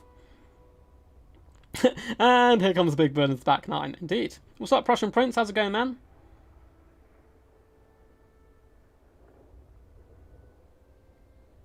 Yeah, actually, yeah, he needed kind of a start on herself to heal her up, I suppose. Yeah, like, if she was healed up, then the bounce power wouldn't have been so bad. Sylvan Guard would have fought for longer. Yeah, certainly. But yeah, excellent game for sure. Really awesome stuff. And hopefully we'll have Leopard back in the future as well. He's played in 2 Death Before Dishonours now and done incredibly well in both of them. So certainly looking forward to seeing him back in action soon. I wonder what these guys are going to pick. Of course, we do know it's Bretonia for Owen and Chaos for Papa P, who tend to be their 2 main go factions, but they're pretty prolific along kind of a wide range of factions now, which you need to be a little bit if you get far in the forces in tournaments. Sorry, so I was reading a message at the same time there, which I probably shouldn't have done. Cool. And we're simply waiting for Owen to return. What's up, Optimus Pine? How's it going, man?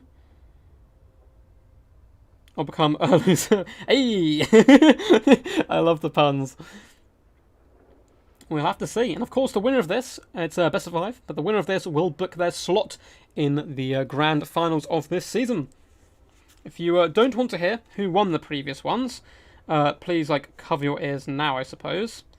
So I'm just going to write them down so I don't forget the names mid speaking. Because if you want to go back and watch the other ones and you haven't, yeah, cover your ears for the next 10 seconds, because I'm going to announce who they were. So the winners of the last one, who will be meeting one of these guys in the grand finals, will of course be Dacta, Prussian Prince, and Krablin, which is a scary, scary pool of players, and one of Papa Palpatine and Erwin Smith will join them, but only one can. So, well, it's going to be interesting stuff. Leopard did pretty well, yeah, man, honestly. Oh, man, no, Valkyros, I think, fought in 3 finals, Prussian Prince, maybe. I'm trying to think if he fought in the first one, but yeah, he got into the finals multiple times. Put a really good display on as well every time, and unfortunately didn't make it. But we don't really take too many breaks between tournaments. We may take a week or 2. But once this season's over, we will be kicking off the next season. I quite like having a continuous tournament going on. I'm going to message some people as well. I'm going to try and organise some kind of flash tournaments as well.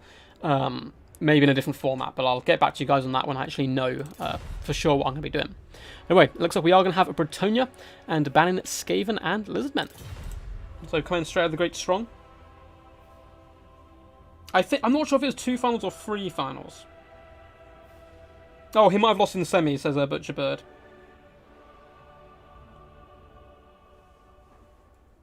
Yeah. Yeah, 3 semis, 0 wins. Oh, that sucks so much.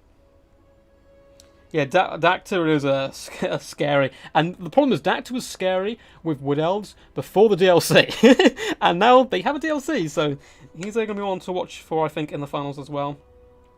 How you doing, Stormrunner, by the way? Hope you're all good.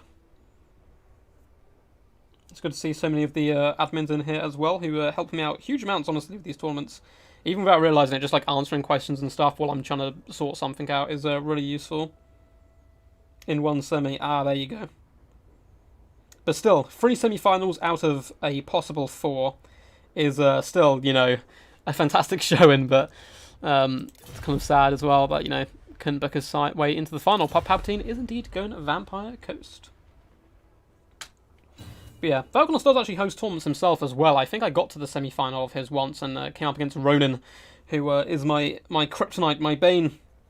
I can tend to get quite close games against him, but can never quite finish him off. And then he comes back and haunts me. Looks like Palpatine is ready. Who's your money on, guys? Who do you want to win?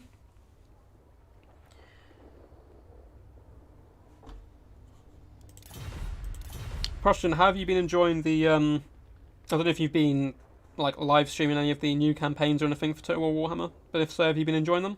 I really enjoyed the Drycha campaign. I did a little bit of a stream for her, and she was some good fun. My housemate's actually playing the Sisters of Twilight right now, and it just looks so good fun. I really like what they've done with the campaigns of this DLC, and like the previous few DLCs, where it's a little bit more story-based.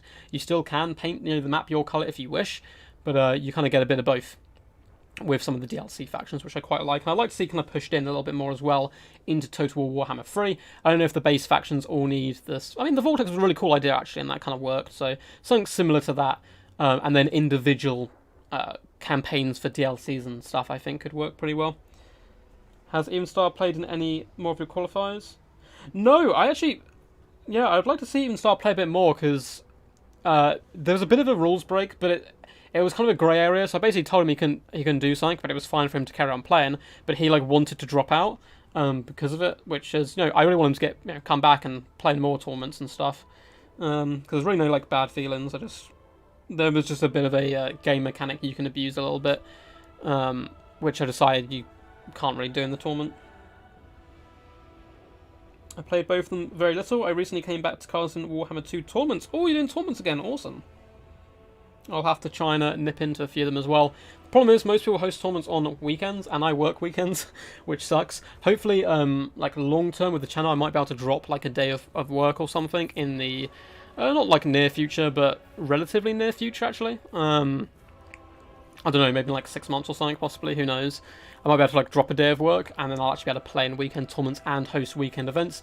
But I'm always also going to do tournaments midweek because, you know, there's a few people out there who do work weekends and the like, and they can't make it, and this kind of gives them a nice opportunity to still play in tournament scene, I think. It's not even really like a bad thing. Like, abuse is like not the best word for it. All it is if you cast a spell and then cancel the spell, the law passive, is that the right word for it? Yeah, the law passive. So for example, Law of Life Magic, you could go to cast a spell, you could cancel it, and the law passive would still go off, and all your forces would get healed, basically. Oh, you're just casting the replays. Oh, okay. Well, hopefully, you host them as well, man. Hopefully I don't meet you in any finals. I seem to remember meeting you in a final before of someone's tournament. I ain't playing too many, and like, I was like, oh, Prussian Prince, there should be some good games, and then he just destroyed me. I was like weeping, like, my Dowie get run over. I was like, no. Which is very sad. But yeah, basically it's just if you cast spell and cancel it, you get the passive, and with some passives it can be a little bit abusive, so I made like a judgment call to kind of cut that thing out from my tournaments, but it's fine. Got some pretty cool looking warpstone hidden around the map as well. Perhaps this is what the forces are fighting for. It is of course very valuable, at least to the Skaven. Here we go, Palpatine coming in strong. Count Noculus is going to be riding his mighty contraption here. It is such a cool model. Look at the dangling hands and feet and stuff. Very scary fellow indeed. Coming with Captain Roth's Moondial as well as Reef Storm. And of course we have Invocation Heck and Drowned Dead, sorry. Which is, you know, the competitive choice all round. Just hordes and hordes of undead filth to slow down the enemy and allow the rest of the build to pack a punch. To pack that punch, it looks like we do have double mortars as well. So no carronades, just going for mortars. And in the front line, it is going to be the most cheap and uncheerful of lads. Coming in with zombie pirate deckhand mobs, born to die, or raised to die, I suppose. And we have some polearm varieties as well, protecting the mortars and protecting the flanks. Pretty traditional stuff to try and stop cavalry and the like whipping around the flanks. We do, oh my god, we have Depth Guard with polearms, the madman! Palpatine coming in with the recently buffed Depth Guard with polearms, and I think they actually are pretty viable now. We'll have to see how they do indeed perform. How many units does he have them? He has 2 units, what a hero. We have deck gunners as well to pack a bit of a punch, as well as the black spot in a central position. We did have some scurvy dogs as well. Looks like they are taking a forward line here and a kind of vanguarding around the battlefield. So for the forces of Bretonnia, looks like he is going to try and outshoot the forces of the undead a little bit, and that may just work because there are no carronades there. We have battle pilgrims mixed in with the peasant mobs, who are also pretty cheap, but they're relatively cheerful, you know. At least they're doing it for the lady. But yeah, battle pilgrims mixed in with the peasant mobs to add a little bit more of a punch. We then, of course, have the traditional peasant bowmen dotted all the way along, some of which have pox arrows and some of which are just regular lads. They should be able to do some pretty good, consistent damage, snipe out, you know, any bombers and stuff you may face, but, you know, overall archers on the whole do good damage against undead factions. We have Knight Errants as well on this right-hand side, backed up by the Companions of Quenelle, regiment of renowned Questsonites, bad to the bone, looking incredibly Templar-like and incredibly tanky indeed. More Knights Errant as well on the left-hand side. They're going to be backing up, it looks like, triple-filled trebuchets. Trebuchet is getting a lot of love from Erwin in this tournament. Up in the skies, we do have double paladin as well. And for the Lord, we of course have the Fae Enchantress on the ground, simply coming in with a cheap and cheerful Earthblood. So here we go, guys. The undead are going to have to force their way forward. Now, Count Noctis can snipe artillery relatively well, as he basically is a cannon. And he's going to be firing, taking some pot shots up into the air at the paladins and clipping one of those mighty Pegasuses, doing a tiny little bit of damage to a paladin. Nothing too kind of huge there. Maybe he clipped a feather or 2, or perhaps some tail. And it looks like the trebuchets are now going to be unleashing into the deck gunners, which is going to be getting some pretty good value as well. It's not every day you see that the vampires are forced to move into combat and kind of, rush down Bretonnia. Good luck, have fun. I am ready to show my potential to the dark side. When, like, yes, I have fallen. I am ready to become the master. Paladins flying up over skies as well, and Knights Errant are going to be hiding here. Looks like they did take a little bit of fire, wanting to fall back for now, while those trebuchets do try to deal with the deck gunners for the most part. Count Noctis, though, is tearing into peasants for now, annihilating those poor fellows, and oh god, that mortar fire! These peasant bowmen not having a good day at all, wavering straight out of the gate, and yeah, if there are 1 or 2 more volleys come down, these guys are certainly going to be running for the hills. Looks like Count Noctis maybe trying to still fire into that field trebuchet, but missing a little bit. It's hard to kind of see. But as the mortars do rain down fire, it looks like Force of Bretonnia are indeed have to push forward. However, they are doing good damage to the deck gunners, but of course we do know an invocation heck can come down. Now, where are those scurvy dogs? It looks like they have had to fall back to friendly lines here as the paladins are floating up in the sky, dangerously close here to the deck gunners, perhaps trying to bait out some shots, but they're taking a decent amount of damage here. They're going to have to run back to their lady for a little bit of healing. Paladin with Charmed Shield, however, was kind of the bait there, so pop that Charm Shield, take the damage, but they still took a pretty hefty amount there. Peasant archers are now engaging in the front lines, but mortars are doing some pretty good damage back as well. They're only shooting deckhand mobs, so of course are just going to be trading in a wet noodle contest up against the peasants. And some archers are fleeing for the hills as well. All the cavalry is pretty much untouched, however, and that is the heavy hitters. Paladins are being very risky here, so of course they're trying to tank damage and waste shots for the Fae to come in and heal them, but still, that is a huge amount of damage to take. They have started to kite back and forth once more, however. Sorry guys, going to have to cough into the distance there. Hopefully that wasn't too loud for you guys. As the battle pilgrims do now charge down at the deckhand mobs, and yeah, they're going to cleave through these guys pretty well. Some good deadly efficiency coming in here, and they're cutting these undead kind of meat sacks to death. Battle pilgrims as well, not normally picked by Bretonnia, but this is one of the matchups I think they can do relatively well. Archers are now annihilating the deck gunners as well. In the back lines, the black spot is going to shoot into the Knights Errant, and these Knights Errant may not realise there are polearms on the field, so if these polearms can turn around and engage with the Knights Errant before they flee back, that could be a really nice catch there by Palpatine, but it looks like it was the deckhand mob with polearms that indeed have to kind of engage with these troops. Scurvy Dogs, though, kind of a counterpunch and nearly breaking the Knights Errant. If these guys break, the Scurvy Dogs can simply chase them off the field here. Double Paladin is swooping in to try and deal with Count Noctis before realising, you know what, maybe we don't want to be there really, and they're actually going to fall back. Balance power is deadly close so far. Polearms are just chilling, and it looks like once again Knights Errant are caught by some Scurvy Dogs and are going to be forced off the field here. And these guys, yeah, routing from the field. Good value here on the Scurvy Dogs. Just going to take a sip of my drink quickly here.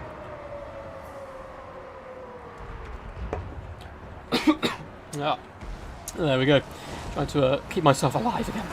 So polearms are now still pretty much untouched as well. If they can force off the archers and the like, those polearms are pretty much going to be unstoppable. Looks like Count Noctis up to 37 kills though is targeting some of the larger creatures all around.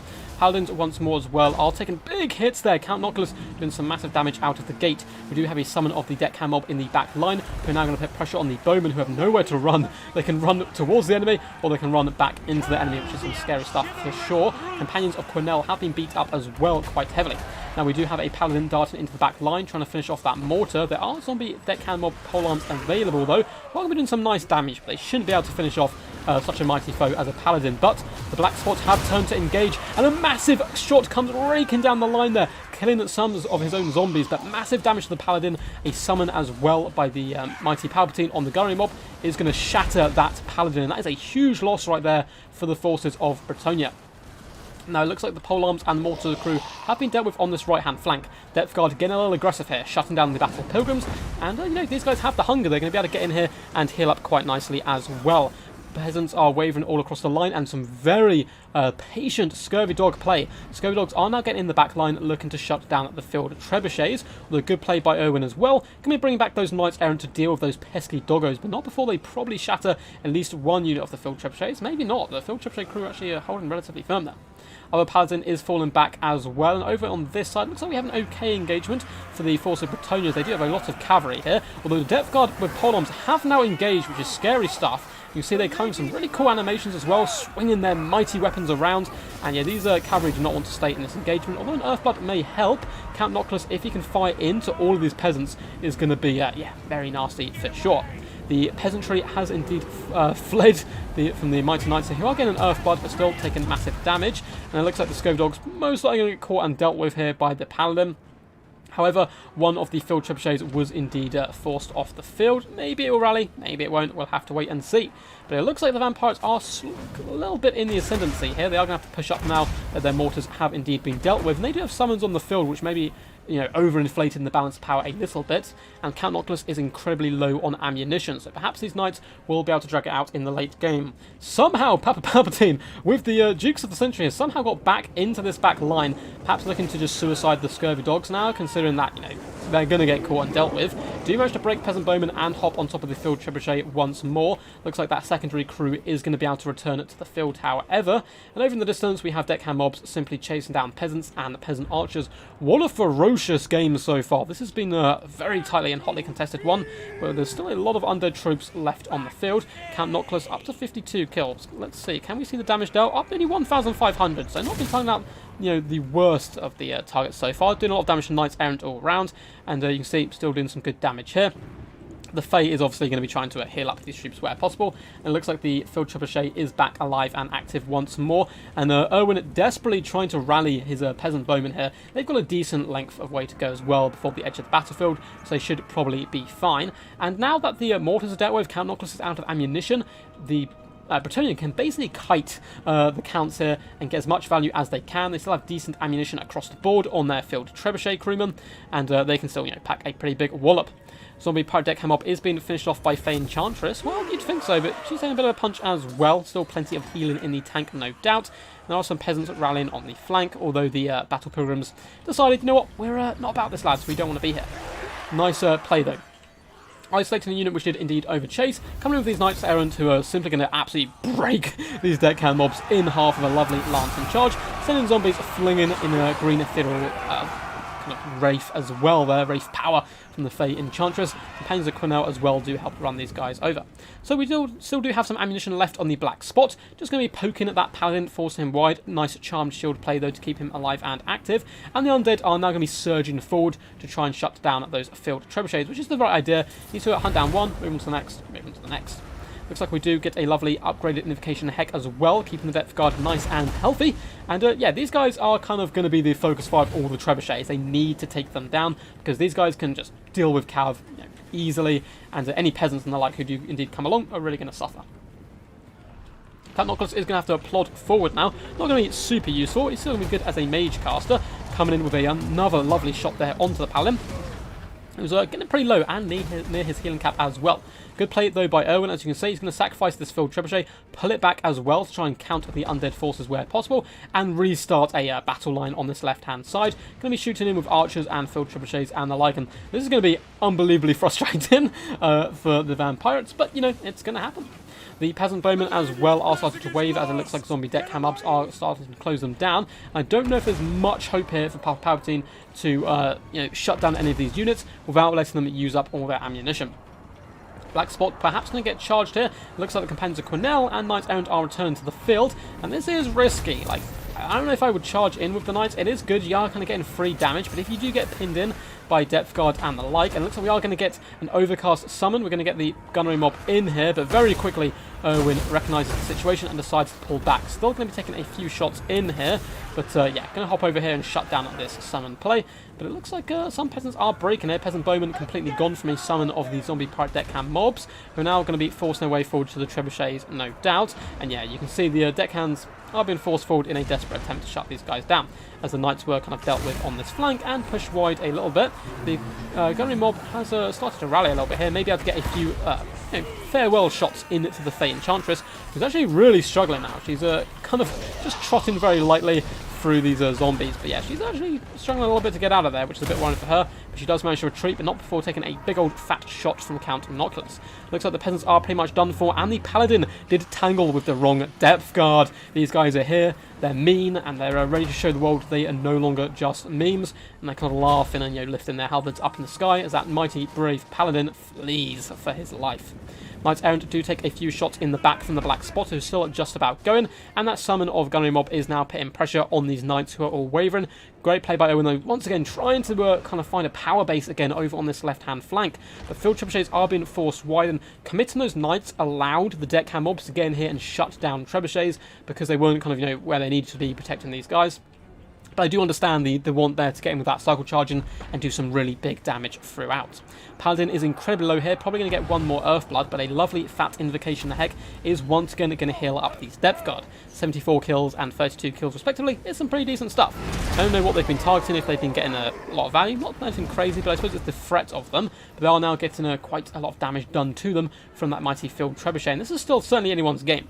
Looks like the second Paladin has completely shattered here, and that field trebuchet crew is going to break once more, and even the Knights Errant are wavering here from the zombie pirate deckhand mob's mere presence. I suppose these guys do indeed cause fear and the like as well, and the field trebuchet is going to be running once more, but again, it's a long distance to the edge there. Perhaps there is hope yet.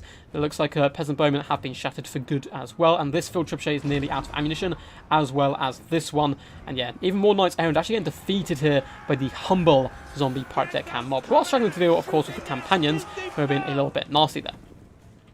So there's a ton of halberds still left on the field. Depth Guard are incredibly low model count though, 17 and 19. Effective cycle charging could shut them down for good. It looks like Palpatine is pushing over here to the field trebuchet. This is a incredibly long, drawn-out game, but such like an interesting tactical like decisions by both players. I love it. So the companions are getting healed up once more by the Knights Errant as well, and it looks like we are going to be able to save one field trebuchet crew, as well as some Knights Errant who should be able to come back now. These guys have pretty decent ammunition left. 7 volleys can do some nasty work, but overall it's looking a little rough for Bretonia. It's very close. Count Noculus is just incredibly healthy, and that could really play in to balance the power as well if some of these brave knights do start to get dragged down more and more. As we can see, it looks like the zombie tide does currently outnumber, but once again, Erwin is going to risk a charge in, trying to hit the polearm mobs. Of course, they have less of a counterpunch, and then pull back as quickly as possible. He is moving forward with his trebuchets as well, attempting to get onto them to fire in once more. And the Fae Enchantress is just kind of vibing right now. She's just standing there, taking damage, not having a good time at all. And yeah, getting pinned in really bad here by a couple of polearms. If Palpatine can react quickly and surround her, this could be game over. But it looks like his Depth Guard are kind of out of position over on the other flank, and she is going to be able to scuttle away once more. Knights are forced in here, but a lovely summon popping down as well to keep them happy. The field trebuchets are now back online, and she's going to be shooting in here, which is pretty scary stuff. As it looks like peasants and stuff as well, just kind of loitering as more peasants do and start to engage as well and charge down the undead horde. Fae Enchantress really going deep here on Count Noculus, and the Black Spot could turn and engage her. She's relatively near her healing cap now, and if he can kill the lady, these knights will definitely break. But a lovely summon here from Palpatine is going to stop the charge of these knights getting onto the key targets. Keep this fight personal between the Fae and Count Monoculus. And yeah, peasants do start to shatter. Units breaking all across the field for Bretonnia here, which is really unfortunate for them, as the ultimate duel of duels, technically a wizard duel, is going down here. And all these polearms will slowly start to add up against the Fae, and polearms as well getting a lovely flanking charge. They have some really cool jumping halberd animations there as they start to drag down at some of these elite cavalry. The companions, though, fighting at tooth and nail, hefting those mighty two-handed swords as they try to hack their way through the fearsome vampiric depth guard. But unfortunately, they are slowly succumbing to their wounds here, and the numbers of the enemy and the balance power going heavily in favour here of the vampirates. Black Spot still have ammunition left as well, can shoot into the knights, and it looks like that is going to be game to the vampirates. What a crazy match, guys. That was insane. Count Noctilus there, 9,000 damage, did some pretty decent work, but the real winners here were kind of the summons, good summon play, and the Black Spot as well, doing good consistent damage, over 10,000 damage dealt and getting 2,300 damage value. And the polearms, solid. They just scare away cavalry and can easily chew through pretty much all of the infantry of Bretonnia, perhaps a unit we will get to see a little bit more of. Now, fantastic play by Owen as well, nearly managed to drag it back in the same formula he did for the Lisman game, right? Getting those field trebuchets active, and you can see massive kills and damage across the board. Really managed to nearly claw his way back in, but with good summon use, Palpatine managed to claw his way to victory. So up next, guys, we are on Schlosterhafen. Let's hop over to that one. ROR Gunners tripled their cost. Yeah, they were the real winner here. GG, amazing game. Cool, let's update the scoreboard quickly. So, Palpatine is in the ascendancy here, but this is a best of 5, guys, not a best of 3, so there's certainly a lot of time, or plenty of time left in the tank for a little bit of a comeback here. What did you guys think of that one? That was insane. That was insane. Damn it, Papa P's stealing my units. What's up, Raptor? You're no longer the Depth Guard polearm guy.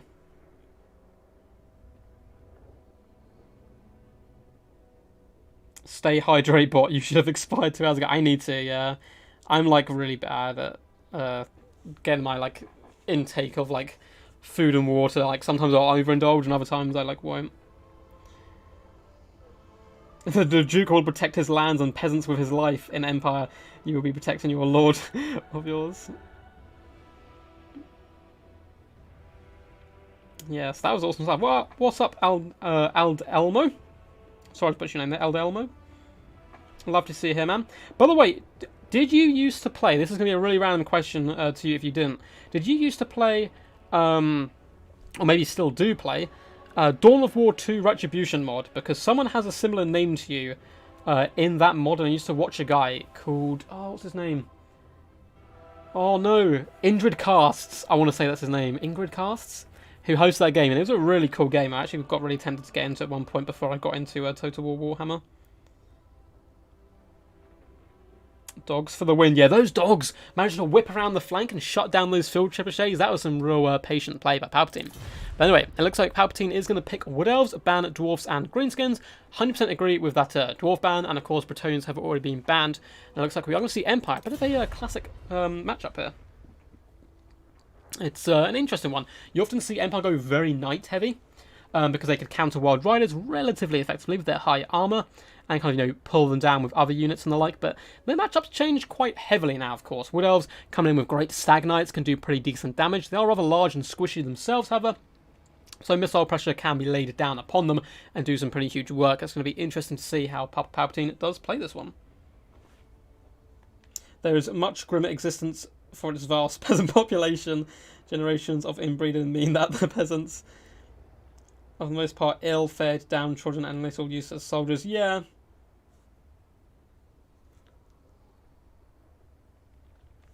Yeah, peasants don't get the best times, I'm afraid. It's not a good time.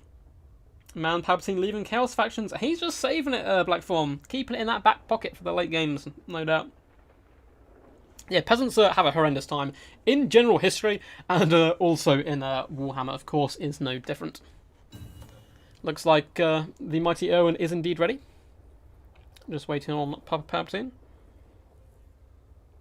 You never played Dawn of War 2. Ah, oh, damn. There was a guy, I can't remember what his name was, but it was very close to yours. But still, I thought there was hope. But it's a really good game, actually. Unfortunately, Dawn of War 3 didn't kind of live up to the hype and expectations, which is why I don't think is going to happen with Total Warhammer, because it's kind of already a set formula where they tried something completely different with Dawn of War 3. But so I think it's a pretty safe bet that Total Warhammer 3 is going to be pretty great. They haven't really missed in a long time. It's a literacy character. Awesome. Where did you get the name from?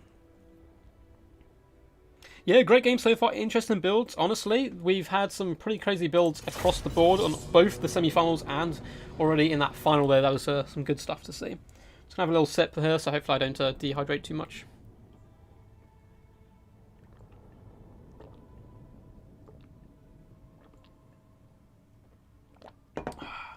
That good stuff. The mind games, yeah. Mind games within mind games. And honestly, Total Warhammer has a lot of mind games in it. Especially up against tournament players who have played each other multiple times and know each other builds. There is so much mind games at work. It can be a little bit of a luck of the dice as well, of course, because if you really risk on something and go really heavy on one style of build and your opponent countered it, then of course there's not much you can do. Whereas, you can go balanced build as well, which is a bit more of an even footing, where you can kind of adapt a little bit more. But there's the risk, risk and reward, which is what I quite like about the game as well. And you think life is bad for a peasant of Bretonnia? Imagine being a peasant of this place. We can see some 2 dead bodies and a... Is that burnt? Pretty bleak looking house. Anyway, you can actually use this as a shot blocker, by the way, which is absolutely hilarious. Anyway, Palpatine in the Ascendancy. Can the mighty Sith Emperor come up with another victory here? We'll have to wait and see. So for his forces, actually he's kind of redeploying stuff, so we'll look over here. We do have double Waywatchers, which of course are a staple. Now, Waywatchers have indeed been nerfed slightly. I believe they have slightly less accuracy and a tiny bit more expensive. That may be wrong, but that's off the top of my head. I know they've been nerfed slightly, but still very potent, very deadly, can take down large threats as well. For the main battle line, it is going to be the ever-stalwart Eternal Guard with shields, as well as the Wraiths of the Frozen Heart, regiment and Dryads, who do indeed come in with Frostbite. So a stalwart line of Dryads do the damage, Spears as well can counter cav, and they just hold the line for an absolute age. We have a Waystalker, of course, coming in for arrows of Kernos to try and take down artillery pieces, as well as a Glade Lady with the exact same plan. Comes in with the arrows of Kernos to snipe out artillery pieces, and comes in with the Prey of Narfarama to pin in important units and then destroy them with the Waywatchers. We do have Glade Riders with Spears as well, one of the new additions, one on either flank to help counter skirmish, and hidden behind the trees we do have a unit of Great Stag Knights. These guys just look so horrifically badass. Like, it's so cool. Their mighty armor as well. And we have Ariel, of course. She's very powerful. I think one of the most powerful things to come from the DLC. Coming in, of course, with Berry 1, which is basically a free regrowth, as well as Soulstorm, as well as Tempest and Apotheosis. Pretty much the competitor pick I always pick, unless your opponent can't bring flying units. Tempest, though, shall not be any good here, as we don't indeed have Karl Franz. Instead, in the front line, we have Mighty Spearmen, as well as Sigma Suns, going to be doing their best here to hold the line for the Emperor. And yeah, more Spearmen as well, dotted all the way through. So nice defensive formation, going pretty cheap with the front line for sure. Double Huntsmen, though, these guys absolutely destroy Great Stag Knights. They're a fantastic counter to them, and they're going to be flanking alongside the Silver Bullets. Of course, do have Stalk and pack quite a big punch. We are going to have the traditional heavy cav as well, coming with a ton of Empire Knights. Looks like 3 to be precise, to try and counter skirmish the enemy. And we do have, it looks like, 2 great cannons to put long range pressure on the Wood Elves. We have a Jade Wizard, as well as a Warrior Priest, and the mighty Volkmar, the moustache-twirling maniac himself, coming in with all the grand everything, Grand Soulfire, Grand Shield of Faith, Grand Hammer Sigma, as well as his banishment. Now, Arrows of Kernos have swung in here. Unfortunately for the Wood Elves, only managed to destroy 1 cannon piece with 2 arrows isn't a good trade, and that's the problem with Arrows of Kernos. They're very hit and miss here, so it looks like they are going to be taking a lot of firepower on the approach from the great cannons. Looks like the Glade Riders are going to be pushing out very wide here, but they're going to take a pretty big amount of damage on the approach. Waywatchers are designed to fall back here and hoping to spot out some of the Huntsmen and Silver Bullets and the like before announcing themselves to the world and really pounding down those troops with some big burst damage. So yeah, Great Cannon still going to be absolutely fine for now. Looks like we have, oh, good luck, have fun, readies, and all that good stuff. Droids are going to be pushing forward, taking a little bit of a beat in here, as the Huntsmen do reveal their position. Weight Watchers are going to counter skirmish in, however, and the Silver Bullets just get nuked, which, well, not too bad actually. Only lost 4 troops. They still got a lot of damage output, but yeah, lost about a quarter health there. Weight Watchers are certainly making them feel the burn. And Droids do need to fall back though. Volkmar the Grim is a one-man army in this matchup, and there's not too much, honestly, in this entire wheel of build that's going to be great against them. He's probably going to have to be left to the late game if he indeed is going to get killed at all. Wraiths of the Frozen Heart again annihilated on the approach in now. Silver Bullets and Huntsmen focus firing them down as Volkmar does indeed come in, and he's just going to, push his way through. One droid does desperately try and chase there. We may see a brave enough armor come down, and Weight Watchers try to deal damage to him, but Volkmar can heal so well, it's kind of a little bit of a risk. Weight Watchers do get caught in a bit of a banishment, but for the most part it was well dodged by Papa Palpatine. Ariel is starting to get engaged in the front line as well, which she certainly needs to do. She's a very good melee combatant all round. Arrows of Kernos comes in pretty hot and wild there. No idea what was going on with that. Some shot low, some shot high, but it looks like they did not manage to finish off that Great Cannon either, so a little bit unfortunate there. However, Ariel is now engaged with the Sigma Suns, going to have a field day destroying them quite comfortably, as well as the Warrior Priests. And the Weight Watchers are relatively comfortable for now, nothing putting too much pressure on them. Great Stag Knights are having to fall back as well. Glade Lord has taken a bit of damage. Once again, Arrows of Kernos are coming in, and it looks like this time they managed to catch one of the Great Cannons, but 4 Arrows of Kernos to kill 2 Great Cannons, not looking too good on that trade at all. Weight Watchers now trying to snipe out the Huntsman where possible. It looks like Volkmar is coming to deal with Ariel. Honestly, Ariel is one of those characters I think you have to leave to the death because she's just so horrifically tanky and kind of gets knocked down and stuff a lot. But still, free damage is free damage, I suppose. Looks like Great Stag Knights going straight down the gullet here, trying to counter-charge on Empire Knights who did charge in. This is going to allow the Huntsman and the like to really do some massive damage to those Great Stags. And it looks like they're not having a good time at all. A lovely Earthblood has come down as well, healing up the Huntsman and Empire Knights. And the Glade Riders are trying to chop round the flank to hunt down those Great Cannons, but again force wide. Good diligent play there by Erwin, pulling back those Empire Knights. Droids slowly carving their way through the front line. Ariel just vibing at the moment, taking a few shots, and that is a good target for the Huntsman to kind of deal with her. It looks like that, that Jade Wizard somehow jukes like 50 shots of Weight Watchers come in. Not a single shot seems to connect there, and it looks like we do have a blast going down on the Weight Watchers as well, as Sigma Suns tried to cut them down, but Great Stags are doing a pretty decent damage, and that lack of accuracy there, maybe the debuff actually kind of messed them up there, because that Jade Wizard should be dead. He managed to juke a huge amount of volleys there. He is a lucky boy indeed, but a lovely little dodge by himself. We do have a brave enough Rama Hava coming down on these Empire Knights on this flank, so no doubt the Weight Watchers are going to be trying to pressure them where possible. But looks like they're a little bit too late, as the Glade Lord getting 1 or 2 kills perhaps. The Weight Watchers not been able to get in position in time, and Huntsman so good in this matchup, doing a fantastic job so far, and that Jade Wizard is going to be popping a lovely heal as well. Ariel is slowly going down here to the mighty Volkmar the Grim and some cycle charging, but still over 2,700 health, which is unbreakable, and she's just going to be flopping some spearmen all around. It looks like the mighty Glade Riders are getting involved as well, trying to counterpunch Empire Knights and perhaps force their way through onto the Huntsman, which would be some good play, as the other unit has managed to whip around and shut down this Great Cannon, but it has now lost all its artillery pieces. These Glade Riders need to get on their boot straight away and either hop on top of the Huntsman or hop on top of the other Great Cannon instantly, because these guys are doing some massive burst damage. Empire Knights have been forced back by Weight Watcher play, and these guys have been kept alive and active rather well here. Ariel taking a huge amount of damage here. She can heal herself up with Apotheosis, and perhaps she's already used her kind of get out of jail free card, which is the Berry Wine, which could be a bit of a problem for her. Great Stag Knights are pretty much full health, however. Not quite full health, actually. They're taking a decent chunk, but it's not looking too bad. But they've only been clearing up kind of lightly tiered troops, it would seem. And the Empire seem to be taking this game by the scruff of its neck. Glade Rider's going to shatter this Great Cannon for sure, but I don't think there's going to be much hope getting into the back line with these Empire Knights, ever kind of vigilant here. Silver Bullets are now taking Weight Watcher fire, but that ammunition will eventually run out. I just don't see anything kind of on the field left which can take down Volkmar for good. Great Stag Knights are falling back, which is a good idea while the buffs are active. The Grand Shield of Faith, of course. And this poor little Waystalker is going toe-to-toe here with Volkmar. He'll hold it in place for a while, but it won't do the most fantastic amount of damage. Silver Bullets do take some arrows of Kernos to the face, but they're laughing. They're not having too bad a time. They are going to be, just so I say that, they take a load of Weight Watcher fire to the back, but again, don't really take too much damage at all from that. In the distance, Empire Knights being finished up by Glade Riders. These guys have a pretty decent charge bonus of 40, so they can actually get in there and take down some of the more heavily armoured Knights as well. And if the Wood Elves can win the mobility game and perhaps get some really good targeting priority with the Weight Watchers, perhaps there is hope yet. The Huntsmen are relatively low on ammunition, so I do understand wanting to get them off the field because they're a big pain in the butt. But I'm not sure if they're going to be the best targets. Maybe the Silver Bullets would be better, or saving the ammo for Volkmite in the late game. But he is very tanky as well.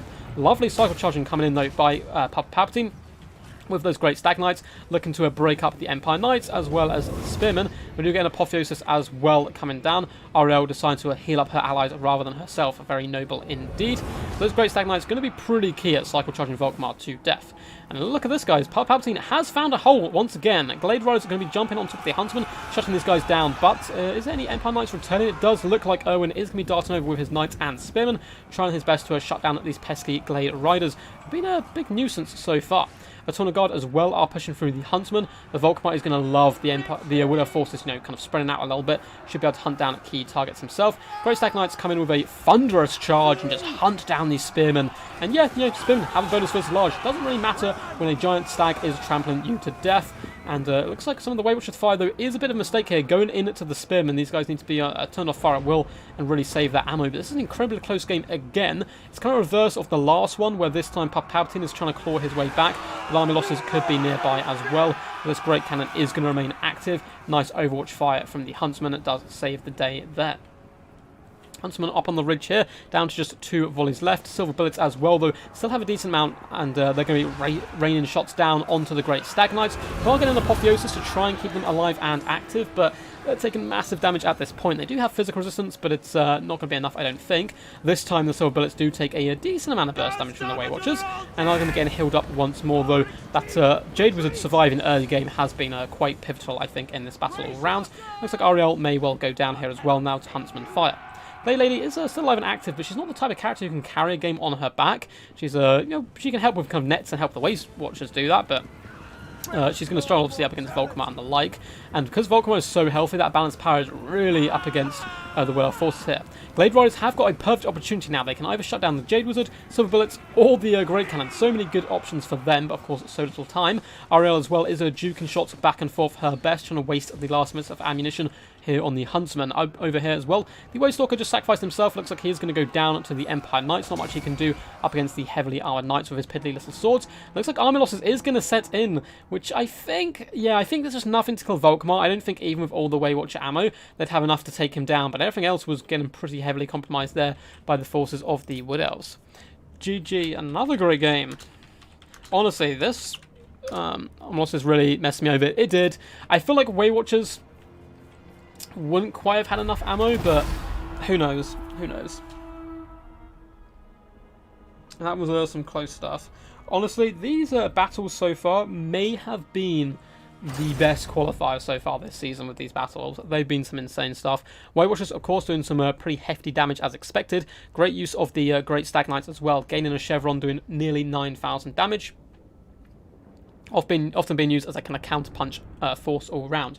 But Erwin masterfully protecting his backline all the way up to the death, where those Glade Riders finally managed to get in and do some decent damage. But apart from that, cannons didn't get the most value on one unit, but the other one, 1,970 damage of value, is pretty impressive stuff, and a great use of the Empire Knights, cavalry, and the like to kind of, you know, hold back the enemy. And Volkmar really is a world beater in here, and there wasn't too much in the Wood Elf build to take him down. So let's move on to the next map here, which is going to be Alpine Ridge. Hope you guys enjoyed that one. That was some crazy stuff. Let's update the scoreboard. So no longer are we going to have straight sets here. It is indeed going to be 1-1. Just going to check Discord quickly, as I do have some messages. Looks like we're all good. None from the competitors. So Alpine Ridge it is.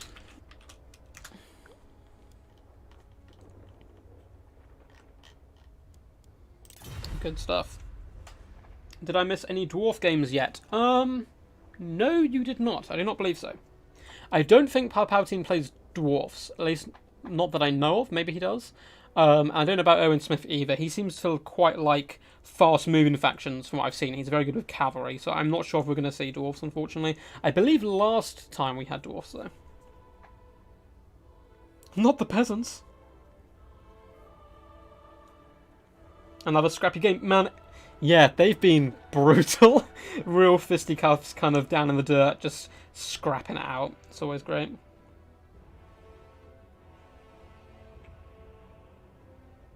Your two favourite factions going at it. That's always good stuff to see.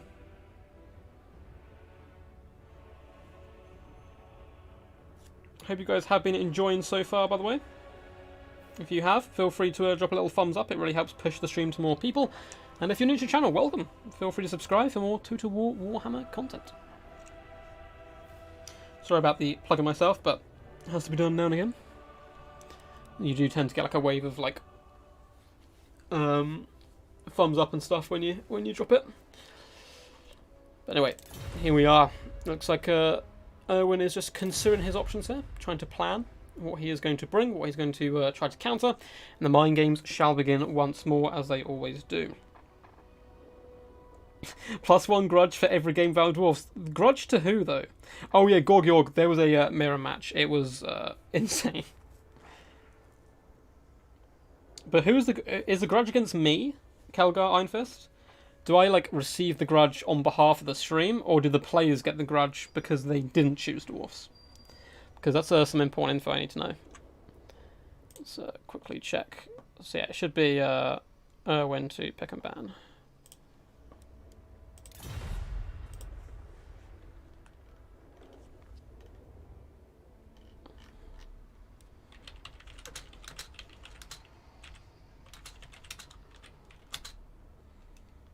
It's a best of 5.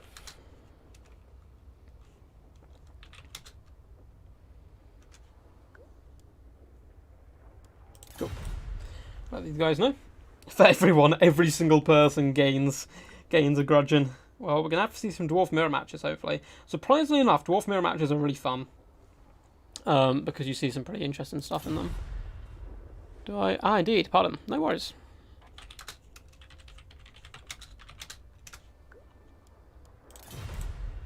Let's have another little sip of water.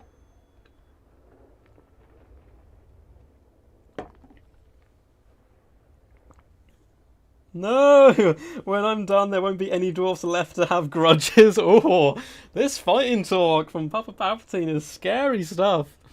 He's been certainly playing incredibly well today, and is ready to tussle here with anyone who has a beard and is a little bit on the short side. So, to answer someone's question earlier who said, had we seen dwarfs, we probably will not be seeing dwarfs.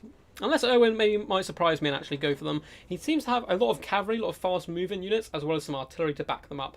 Seems to be a good way to go so far. Obviously, fine with the human faction so far, up against all these pesky elves and the like. And undead, of course. That's the real Wazak talk. A little dispute in chat.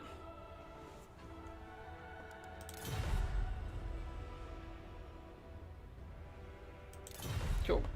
Looks like he's still contemplating. I'm just going to quickly check the stream strength. Looks like we're all good. Stream strength is running high.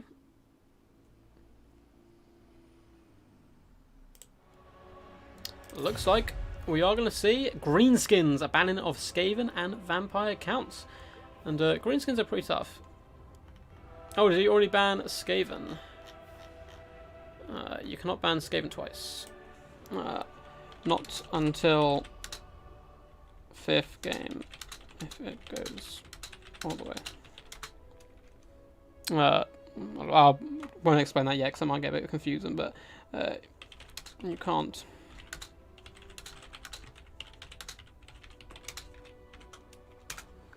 And you can't ban the same faction twice, I'm afraid. Which faction is not good in multiplayer? Well, Turnell, it really depends on your playstyle and the matchups, because every faction can be good. There is not a single faction which is terrible in every single matchup. People used to think Bretonnia was really weak, but due to a few small changes and the like, they're actually not too bad now. I think Bretonnia are actually relatively high up in the tier list. In the hands of a good Bretonian player, they're quite hard to use, however, and that goes the same for a few different factions as well all round. Let's see. Okay, ban Chaos. No worries. Yeah, there is no faction who's bad. I would say there's certain factions which are a little bit above the rest, which in my opinion would be Skaven, Greenskins, and Vampirates are probably the three most strong factions right now. And weakest factions would be someone like Beastmen. They can still be very good. It's just they have limited options, and it was Wood Elves before as well, because they were very potent, very deadly, but they were very kind of one-dimensional, unfortunately. Skaven then, awesome stuff. Can't see dwarfs, they're too short. Let me double check something quickly. Do.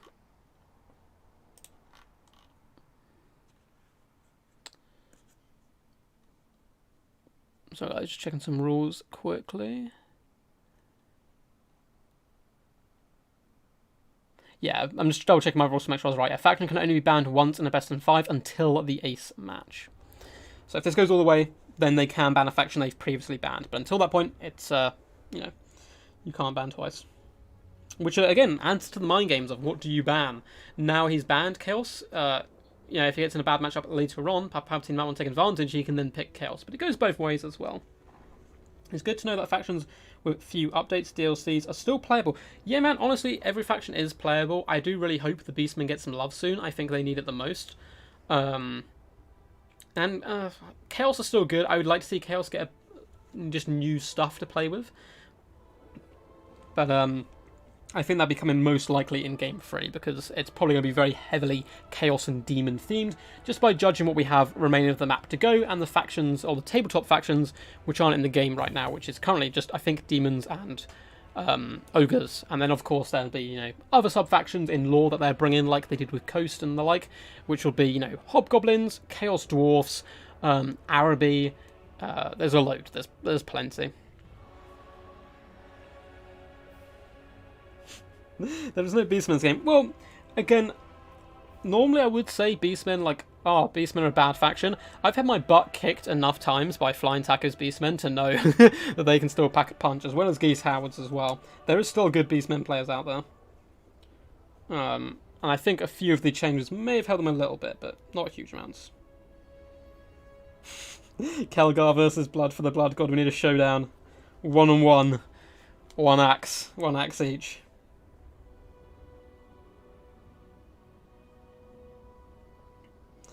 So, Blood for Blood God is going to be going in the Book of Grudges multiple times. Looks like Palpatine is ready. And I think Skaven in general was a good pick into Greenskins. Greenskins can be really tough to deal with and kind of overrun you quite quickly, but Skaven can throw so much chaff at them that you can really slow them down. Let's have another little sip of my drink. So those guys who have joined a little bit late and don't know what's going on, this is the finals, of course, and there's currently 1-1 in this best of 5 finals. This is the last qualifier, so they'll be booking the last spot in this season of DBD, which I believe is season 6. And yeah, there's been some good stuff so far. Real scrappy games with Owen Smith managing to drag this back to 1-1. Palpatine is going to be plotting and scheming behind the scenes, no doubt. And tomorrow, guys, we are going to be having another stream as well. You have to keep your ears and eyes peeled, maybe either at 6 PM or 7 PM, most likely, GMT start. We're going to be celebrating the fact we hit 2,000 subscribers, and to kind of, you know, give back to you guys and to celebrate with you guys a little bit, I'm going to be doing a giveaway as well. It's going to be a duck-themed giveaway. And you don't need to play or anything to earn the giveaway. It's just going to be, you know, turn up in chat, and I'll kind of explain more on the day, I suppose. But yeah, should be some good fun for sure. Here we are, Alpine Ridge, as is tradition. So traditionally, we normally start the first game on Troll Country because it gets things underway really quickly. And traditionally, Game 3 of the final matchup will be on Alpine Ridge, because at this point, someone could be one game away from winning. And it's quite thematic. The guy is trying to crawl up this hill to hold a bloody crown high up in the sky. And yeah, I think it's quite cool and thematic, and it's a fun map all round, and this could punish the Skaven a little bit as well. I'm not going to be able to use any Warp Lock Drezels and Warp Lightning Cannons and the like super effectively, unless the opponent doesn't, you know, nip up and above the hill and come swooping back down because of that line of blocker. However, mortars could be used rather effectively here. So, for the forces of Skaven, let's hop in here and have a quick little look at some of the key units. So, Looks like he's going to be redeploying, so we'll wait 2 seconds until he starts building his battle line. And here we go. We have Skaven Slaves dotted along the front live. The happy bunnies of the Skaven force. Just happy to be here, honestly. Definitely nothing wrong with these guys. Super happy. But yeah, expendable, here to absorb damage, take charges, and all that good stuff. We do once again have the Teeth Breakers coming in from Papa Palpatine. We saw him use these guys in a previous round as well. These models are so awesome as well. Having Rattling Gunners in a fantasy setting, who would have thought it works? And it does so well. We have double Plague Monk Sense Bearers as well in the central pocket. We're looking to chew their way through Greenskin chaff, as well as the mid to elite tier troops. Once again, we have the Pit Fighters of Hell's Deep with an awesome dark colour scheme here. Their Berserk trait really can help them out quite a lot. Of course, it does buff up over time, and eventually they can get plus 22% physical resistance and 13 melee attack and rampage. Oh, it looks like all stages are the same actually. Okay. With more clan rats as well dotted in the back. And for the leadership core, we do have an assassin down here with his awesome weeping blades. Once again, we have the mighty Lord Skrulk coming in with all the expected Liber Bubonicus, Rod of Corruption and the like, and the summons. And we have a chieftain on a Bonebreaker. Really awesome looking character. Anti-large, frenzy, and going to take control of your army once your lord does perish. For the opponent, oh, it looks like we also have some pesky little wolf rats hidden in the flanks. So, for the opponent here, for Owen Smith, we do have Forest Goblin Spider Riders dotted up on top of the hill, and it looks like they're on the other flank as well, trying to get a little peek at the enemy force. For the main battle line, we have a ton of Savage Orcs mixed in with Savage Orc Biggins as well, dotted all the way along. So actually just 2 Savage Orc Biggins, 1 on either flank. These naked fanatics are going to chew through Skaven forces very quickly. We do have an Orc Arrow Boy line as well, just the 3 units it seems, as well as some more skirmish forces to back them up. As for a hero core, we have an Orc Shaman with Here We Go and a Brain Buster. Here We Go going to be very deadly on this blob. We also have, talking of a blob, we have Bob, the Black Orc Big Boss as well, going to keep his troops in line, and the mighty Grom the Paunch, very good in this matchup, because he can take a long-range firepower, regenerate it, and come back into the fray better than ever. So, it'll be very interesting to see how this one does go, the old DLC versus the new DLC, as both forces do move up. We also have a Mutant Rat Ogre here, not the Regiment of Renowned one, but still a decent anti-infantry unit. Should be able to clubber some of those greenskins, but a big problem is going to be the Savage Orcs, Biggins and the like, who can deal with a lot of these troops. Plague Monk Sense Bearer is going to be interesting to see how they go toe-to-toe with such threats, as both armies do start to reposition here. Skaven ready, good luck, have fun, awesome stuff. So Savage Orcs are going to be pushing up now onto the high ground, looking to drive down and take the fight to the Skaven. But both forces don't want to get caught on the downhill charge. The Skaven are going to be rotating around this little bit to try and gain some height on this side, make Obi-Wan kind of be proud, and take the high ground. So a little bit of repositioning. We can have a little look at the Teeth Breakers here. Just so cool with the little yellow and gold colour scheme on those bad boys. So Skaven are probably going to be able to get a bit of the high ground here, although the forces of the Greenskins are starting to pull their self in and surround this kind of very wide box almost, as we do have Moon Howlers as well as some Forest Goblin Spider Riders starting to come in the rear. We do see a summon of Clan Rats going down, looking to take a charge perhaps from the Savage Orcs. And yeah, Skaven are going to be finding a tiny bit uphill. Orc Arrow Boys are going to focus down the Plague Monk Sense of Bearers as well, which is perfect targeting for them, as these very pesky rats are going to chew through Savage Orcs relatively quickly, I would think. I don't play this matchup terribly often, so I don't know how that's going to trade exactly. Probably a lot of damage both ways, but yeah, you can see those pesky Orc Arrow Boys doing quite a big number here, and the Savage Orcs getting beat down a little bit. Clan Rat Summon in the front line is simply going to die, but that's what it's there for, as the Chieftain and Lord Skrulk are going to annihilate this unit of Savage Orcs as well in the central portion. This Chieftain just not having any of these greenskins, just flinging them around in quite a brutal manner as well. We're going to see a Fat Brain Buster come down. Only us Plague Monk Sense Bearers took quite a pound in there as well, actually, and they are the focus currently of all the skirmish and archer pressure, which is going to be pretty bad for them all round. Teeth Breakers haven't managed to find a good target yet, going to start shooting into some Savage Orcs, and Rat Ogres as well, going to start pounding down Savage Orcs as well for their efforts to break into the back line. Looks like the Mutant Rat Ogres having a whale of a time as well, only up to 8 kills, but doing some decent work, and the Wolf Rats, this is something Palpatine's done every game so far. He's got into the back line. Wolf Rats are now hunting down Orc Arrow Boys, and these guys are the best answer to Plague Monk Sense Bearers, but the damage may have been dealt already. You can see these guys are running for the field currently, and a Mighty War has indeed been popped. In the central fight, the Mutant Rat Ogre is struggling a little bit, going toe-to-toe with Grom though, with a Rival High Talisman and Assassin's Trophy, beating him down quite heavily, but of course he can regenerate. If he turns and annihilates the Orc Shaman on the other hand, that's someone who can't come back to the fray. There's a Master Assassin here and Lord Scrope, so it's a very sketchy and key engagement at this point. Wolf Rats need to chew these Orc Arrow Boys a little bit faster and start putting pressure on these other units, but that's one of the bonuses of Orc Arrow Boys. They love a good scrap, and they're here to stay and have a good time.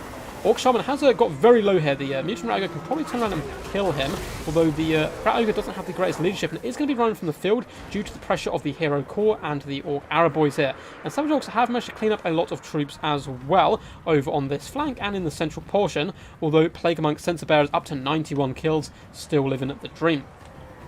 Some Savage Orcs did manage to return to try and help their Orc Arrow Boys, but it looks like they've been shattered, and the Wolf Rats do now pound and bounce onto this next unit. If they're allowed to chew through all the archers, it could be scary stuff, but currently bounce power heavily greenskin favoured, as they had some good initial engagements, and it's just this huge skirmish core is going to be a real pain to deal with now that the Teeth Breakers unfortunately are no longer here.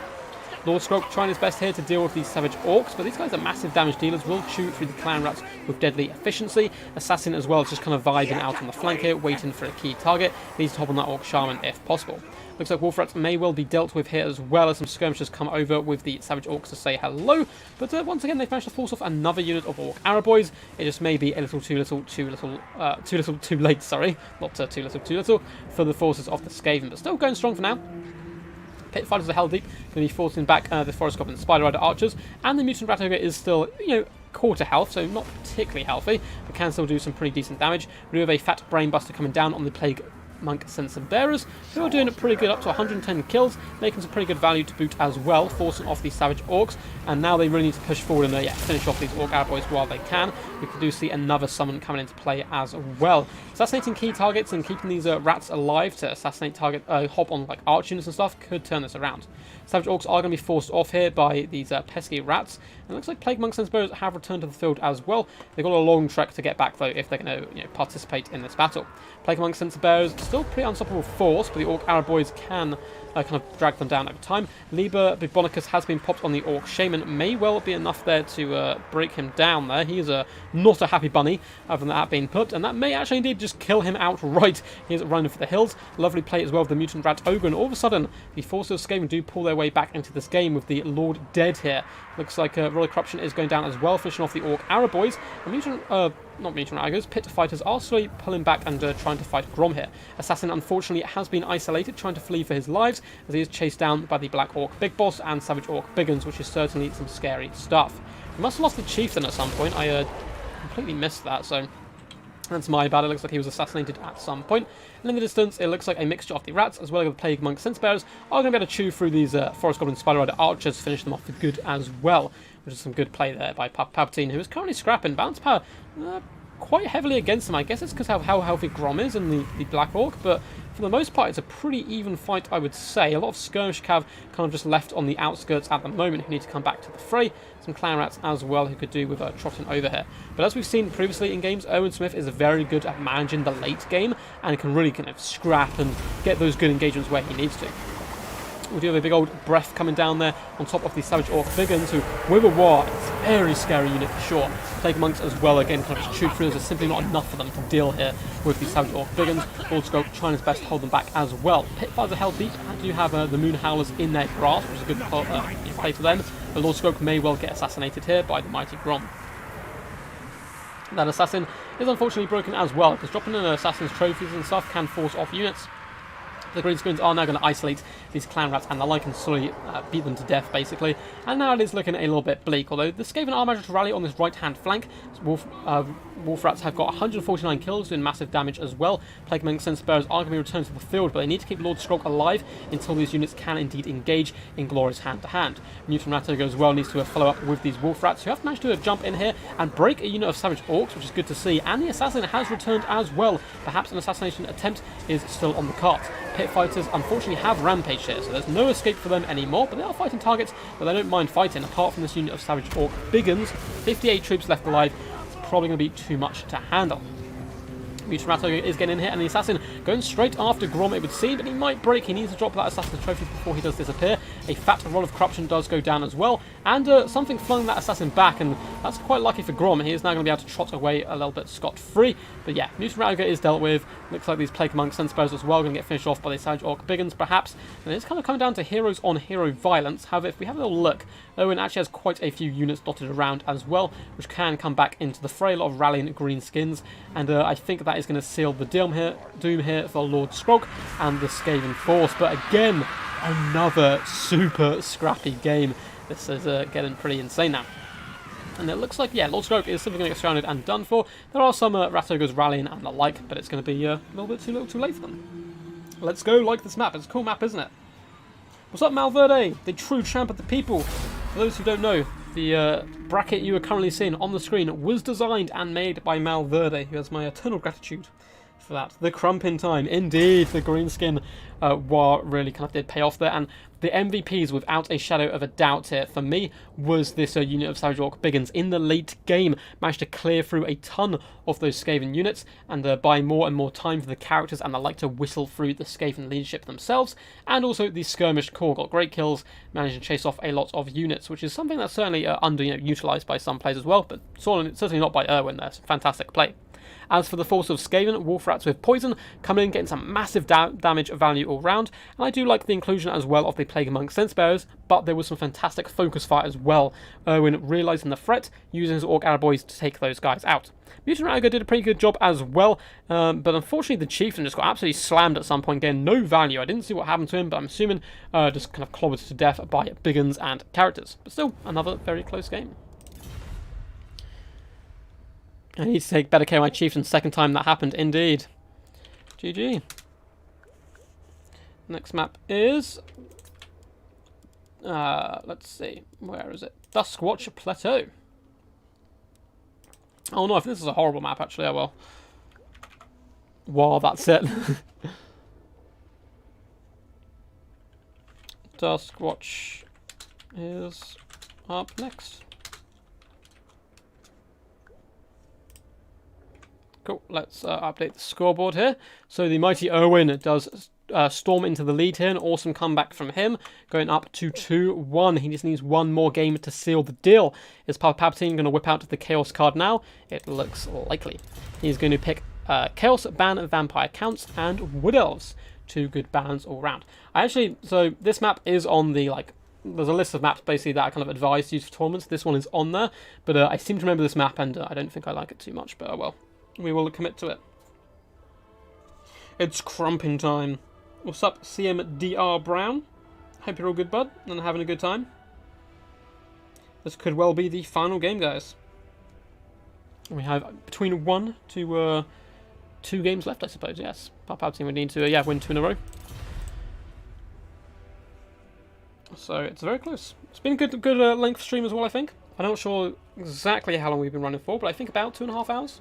Which hopefully isn't too much for you guys, and not quite too much for my voice. I'm going to have to try and save it a little bit, as of course I do want to do a stream tomorrow as well. This map is odd. It is indeed. It is indeed.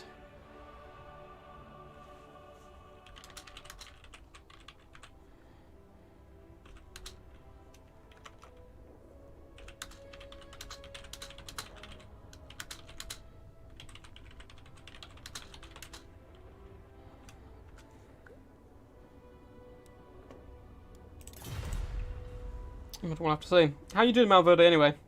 I hope you're all good in the hood.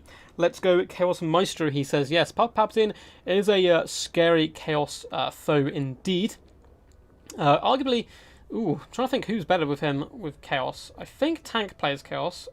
I know Halo, I think, has returned to the game as well and plays Chaos rather well.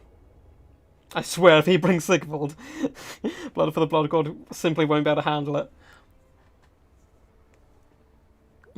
I'm hopeful that's a good if he brings Sigvald, and you'll be happy he does. Yeah, that list has been outdated for a while. It has indeed, but I think it's not too terrible a map. It's rather bouncy and not good for artillery. But I don't think it's too terrible. If both of you don't like the map, I can always switch it up. We can just move on to the next map, or we can just pick another one at random. Sigvald is indeed viable now. He is incredibly tanky. The main changes was him losing like Deadly Onslaught and Foe Seeker and gaining the other ones, or whatever way around it was. And kind of switching up his tool set makes him even more tanky, and the changes to Footlords, of course, help him all around.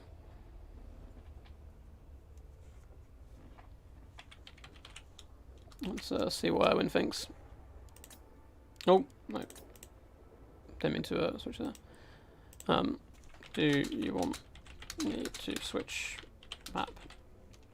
Erwin.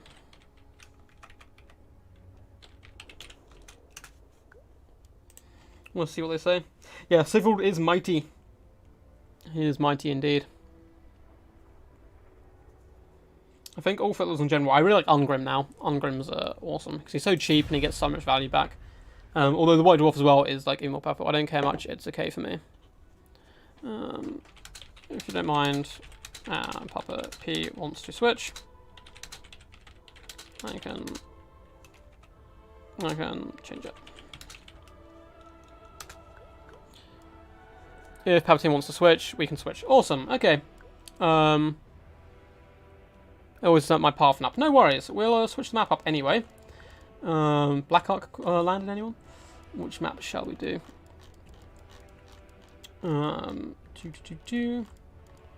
Let us go. So I think this is like a large map. So let's go for another large map. I think Galbaraz should be good. As it is then. I mean, to be honest, neither of these factions really are going to be like, focused about range and hills and stuff and kind of defending. They're both going to be incredibly aggressive. Of course, Chaos up against Beastmen is going to be a bit of a meat grinder fest, similar to that Norscan matchup we had earlier. Probably not quite that bloody, but I'm certainly expecting a ton of skirmish cav coming in from Erwin here. But Galbaraz, nice, pretty open map. Should be good for both these lads. We can always do Southern Chaos Wastes up next, Malverde. That's a good fun map as well. I think Southern Chaos one's good. I know the Northern one's fine. But we'll have to wait and see. Oh, for some reason, streaming, I think it's because you're focusing so much and speaking all the time makes me so hungry. And now on like possibly the last game, possibly the last two, I'm so excited for my food. I have a real like classic chicken soup with like a load of like roast vegetables cut up in it and stuff, just waiting for me. Should be good. So looks like these guys are simply going to be planning now. We have the Warriors of Chaos versus the Beastmen, so two chaotic factions going toe to toe up against each other. Should be some pretty good stuff. I'm just going to check Discord quickly. Sorry if you can hear singing in the background. My housemate has decided to sing and attack his girlfriend by the sounds of it. So apologies for that. Palpatine has indeed ready up. Looks like he is good to go. Ready for a good old scrap. My laptop broke like last weekend, so I haven't played new DLC. No, that's like the worst timing. Amin, how's it going, bud? I believe, off the top of my head, was it you who asked for some Dark Elf replays? Because that got me playing Dark Elves, and I actually had a load of fun with them recently. So thank you for that indeed. But yeah, the fact that Sigvald's just viable now is so nice. The fact Ungrim's viable now is so nice. The changes to Footlords is very welcome in my opinion. I'm a big fan of pretty much everything the DLC did for the most part. I think there's one or two things which of course need to be fine-tuned. I still think the Poisoned Wind effect on Globidiz and Mortis is still a little bit too powerful. Or quite a bit too powerful still. And of course there's a few bugs, like Cetra becomes mortal on his chariot, which is really funny. And like, yeah, little bits like that. I think Malekith can't heal on his chariot as well. KFC bird rather than Sig. Not a fan of Sigvald, I see. Kolek is tricky for some matchups. Yeah, Kolek can be both really good and really bad, depending on the matchup for sure. He's a very large target, so he tends to take a lot of damage. But he's still a bit of a beast. Looks like Erwin is ready, so let's hop into him. Oh, looks like he hopped out. We'll stay ready up for now.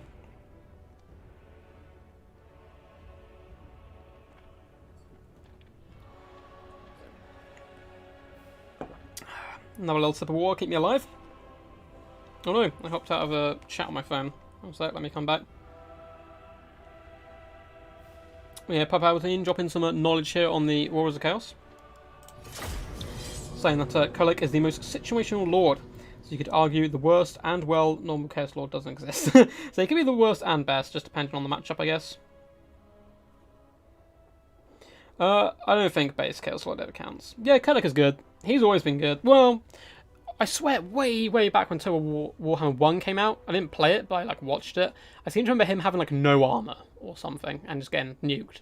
And then they gave him armor, and he became really viable. But yeah, Kulik's always been pretty solid for a while now, through quite a few DLCs and meta.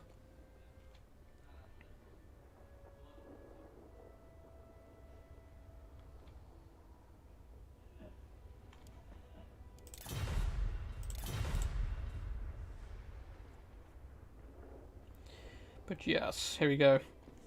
Into, arguably, the final matchup.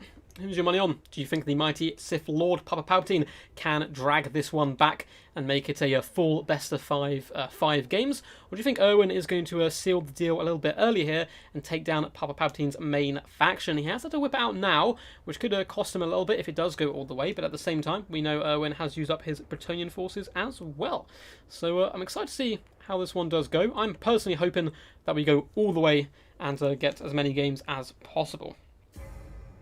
For a while, he was hella OP. So I don't really remember because it was such a long time ago and I didn't play at the time, but he has the lowest leadership of all legendary lords, which hurts him a lot. Yeah, if he was like, really tanky, it could be a bit of a problem.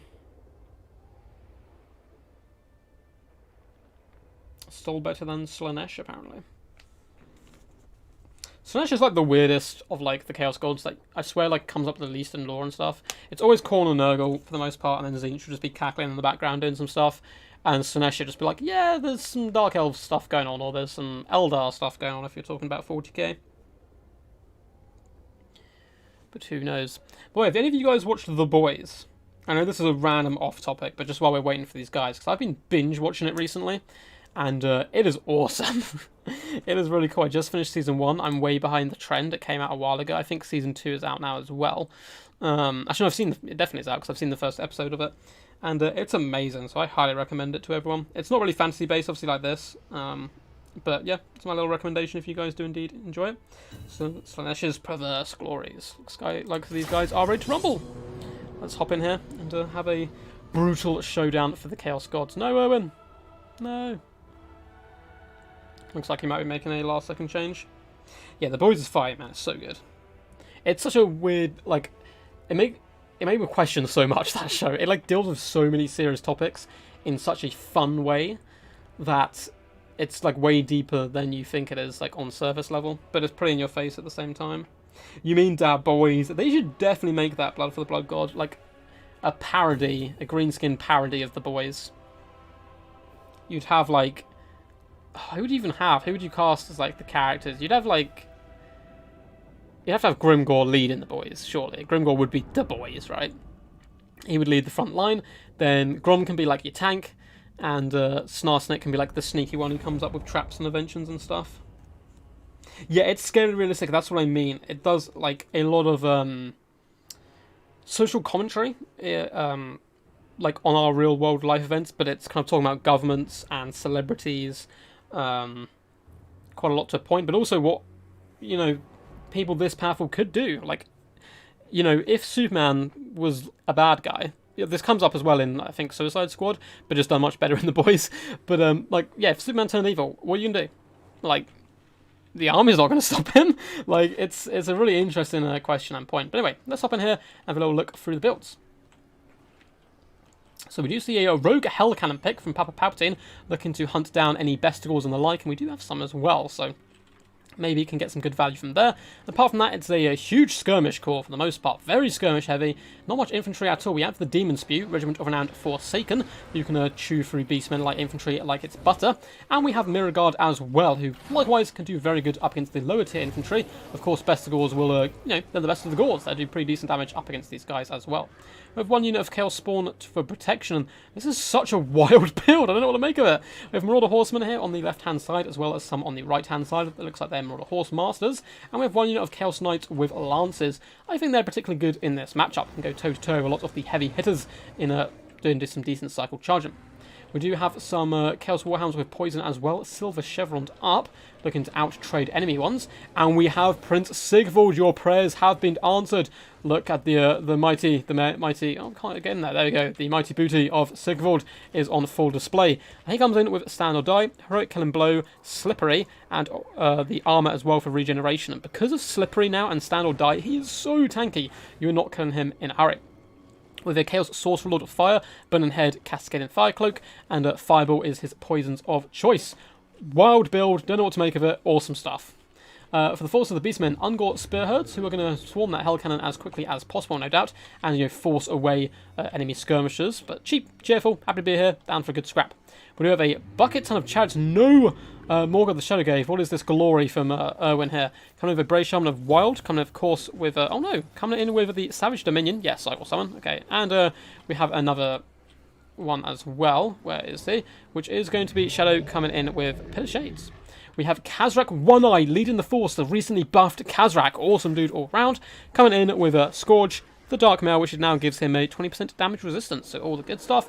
And then we have the heavy hitters. We have Bestigors, which are chevroned up.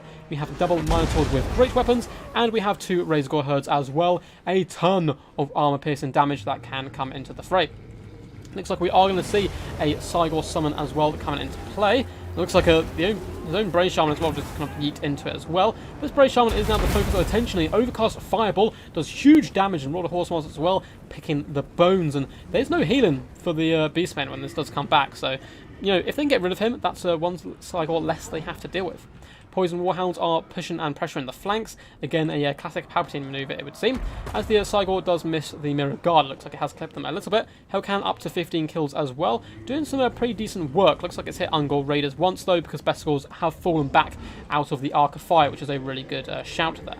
Javelins do come Kobian in, hitting that Brave Shaman once again, trying to put pressure on him. And the Chaos Warhounds can even do a decent job here. They've got to be very careful, though. If those Razorgore herds turn and respond, they need to bounce out of there as quickly as possible. Looks like Ungor Raiders close to pin them in, but it's the risk. Do you try to stay in and shatter the Brave Shaman? I think they need to flee. They do just about get out of here in time, I think, but they do break the Brave Shaman. This, if they can wrap around and put pressure on him, maybe they can force him off. Fireballs are now going in after the second chariot, doing pretty decent work as well, as the early skirmish game does indeed continue. Mirrorguard, though, are taking some clobbers to the face, and it looks like the Forsaken are up next. Hellcan, though, up to 24 kills, doing okay work. Chaos Warhounds have been forced back as well by those Razorgore herds. And in the distance, that Brave Shaman has rallied, which is really key here to Erwin. Imagine if he'd done the damage to one, kind of focus one instead of both, one of them would be gone. But more Fireballs coming in can still do some decent work. Chaos Warhound's going to take a fight here up against the Razorgore herds because they're going to get the charge. Nope, they decide to turn tails and run there, although the Marauder Horsemen will do some nice damage. Ungor Raiders are, or Ungor Spearmen, sorry, are starting to push up as well. Chaos Forces are moving back as far as possible. We're still taking massive hits on the Mirror Guard. This is some really horrible damage to take, and trying to leave the Hell Cannon forward. But yeah, this is a real bad situation. That Cygor's doing so much good work there for the forces of the Beastmen as the Skirmish Corps does continue. Chaos Sorcerer probably going to be lining up another Fireball in just a second, and as one Cygor falls, another arises to take its place. Beastmen are going to take advantage of this as well and push Chaos back into a corner if they can, as they don't need to protect the Cygor really. There's nothing that's going to pop in and destroy it quickly enough.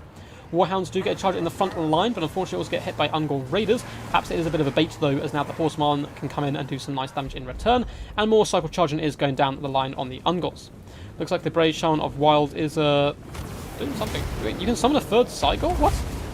Perhaps he is I didn't realise he'd be able to get that much Winds of Magic, but that Brave Shaman is now dealt with, but not before he's kind of done his work here. He's managed to get 3 Cygor summons, which is pretty insane stuff for sure.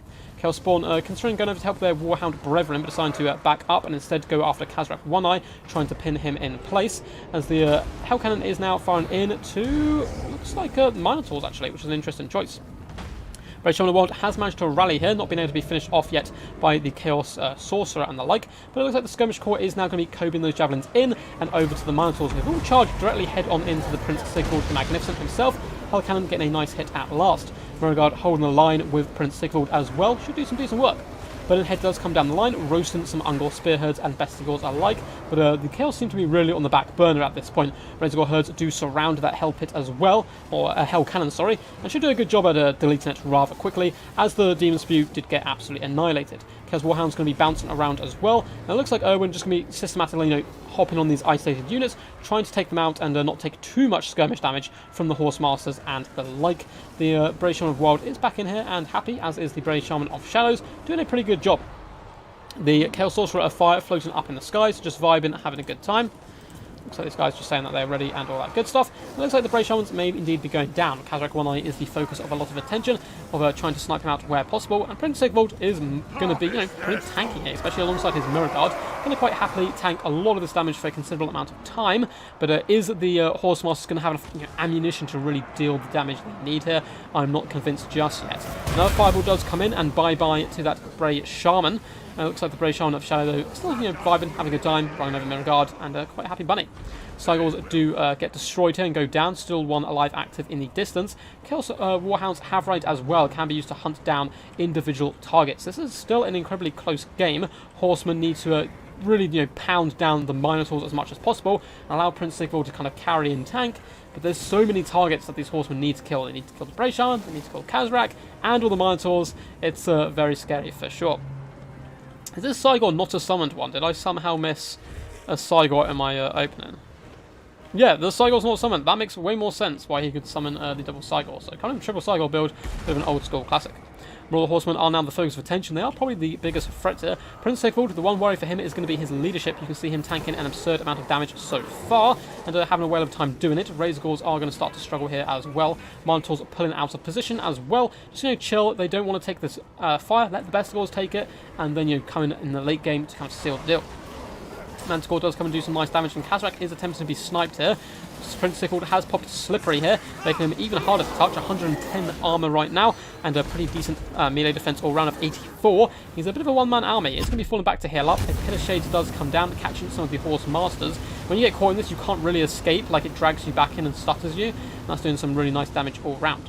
Chaos Sorcerer Fire is still alive and active, but unfortunately Prince Sigvald does pop a heroic cannon blow to try and stay in the fight, but yeah, he is going down quite quickly at this point. You can see his healing cap as well has emerged on his tooltip. This unit of Minotaurs has been extended a little bit, but nice quick play by Owen, dragging it back as well. Chaos Sorcerer trying to finish them off where possible. There's a big old blob fight. Chaos Warhounds do come in, applying poison to everything nearby. Prince Siggy, though, does get rammed and pushed over there by some Minotaurs.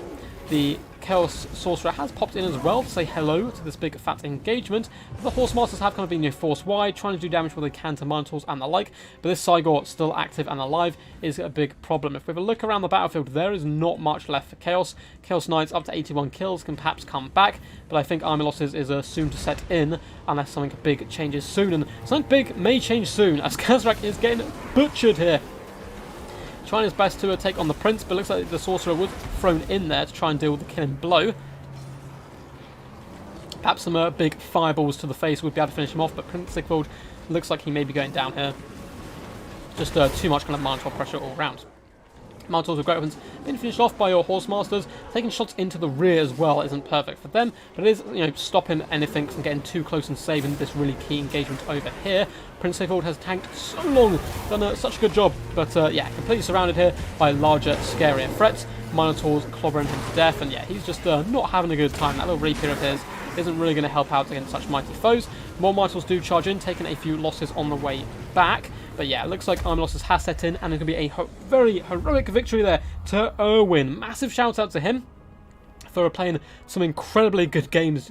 It was a very long tournament as well, so good duration, good stamina coming in there and scrapping out in ridiculously close circumstances throughout that series. Very well played, and massive champ as well for bringing Kazrak One Eye. Certainly did a good job. Cygors as well really allowed them to kind of pressure the Chaos on their terms, get in there and do some good work up against a very experimental Warriors of Chaos build, but it nearly worked. It was some pretty impressive stuff. If it wasn't for the Cygors, I think he could have certainly been in for a good shout. That's a Chaos Sorcerer Lord of Fire, certainly been an MVP for the forces of Chaos.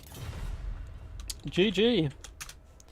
Awesome set of games. And congrats, I win. You are this week's winner. Whoop whoop. So massive shout out to Erwin, everyone. Congrats to Erwin, you're this week's winner. You have booked the last slot in the finals. Cool. I'll be in contact with all the finalists relatively soon. To obviously organise that. We'll try and organise it maybe for 2 weeks' time. Hopefully next week. But I'm moving house, obviously, like at the end of this week, so we'll have to see how the setup does indeed go. But very well played to Owen. Massive shout out to Papa Palpatine as well, coming in with some crazy games across the semi-finals and finals. And, well, big shout out as well to Pug and a Bon and Leopard, who really came in and did some good work. And everyone who played, of course, today. Hope you guys enjoyed. It was a good fun as well. Scourge did lose poison, but I think overall it does allow you to be a better of a... clears through different types of infantry, I suppose, all round. But yeah, hope you guys did enjoy. If you did, feel free to, give a big old thumbs up if you haven't already. If you want to support the channel in any other way, there's links down below on how you can support and, fuel my hot chocolate addiction and feed me bread as well. I'm actually going to go eat a load of toast now as well. But yeah, awesome, guys. Thank you for tuning in. True champs are you guys. And yeah, I'll hang around for 30 seconds to a minute or so just to answer any questions we have. No, Son Spaghetti, you just missed the final game. It was pretty awesome. Let's actually update the scoreboard as well. Don't worry, if you can go back on this if you're currently watching it. And if you're not currently watching it, which is a bit strange because you wouldn't be able to hear me say this. But yeah, the video will get processed and uploaded. It does take, about quite a while though. It'll be uploaded tomorrow morning, basically. For some reason, YouTube used to be really good at uploading my streams. But now, it just takes forever for some reason. Unknown reasons, though. But yeah, before we go, I'm going to have a quick check to see if... anyone is indeed streaming and send you that way. So it looks like Turin is indeed streaming. So guys, if I'm going to pop a link to him, feel free to hop over there. Please yell quack quack at him multiple times and, say that I sent you. So let's pop here.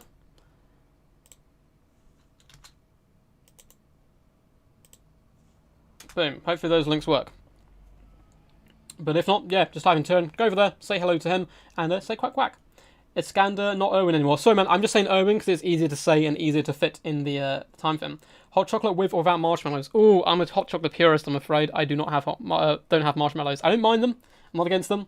But I will, I preferably have my hot chocolate without marshmallows. I will have, the bougiest hot chocolates, though. I will buy, expensive stuff. It's really bad, but it's, it's an addiction.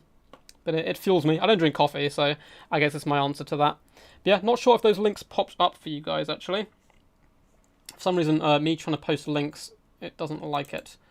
But yeah, feel free to hop over, just type in Turin, go over there and say hello to him. I'll try and pop the link one more time. Hey, it looks like it went. Okay, guys, until next time, peace, peace. And as always, stay awesome.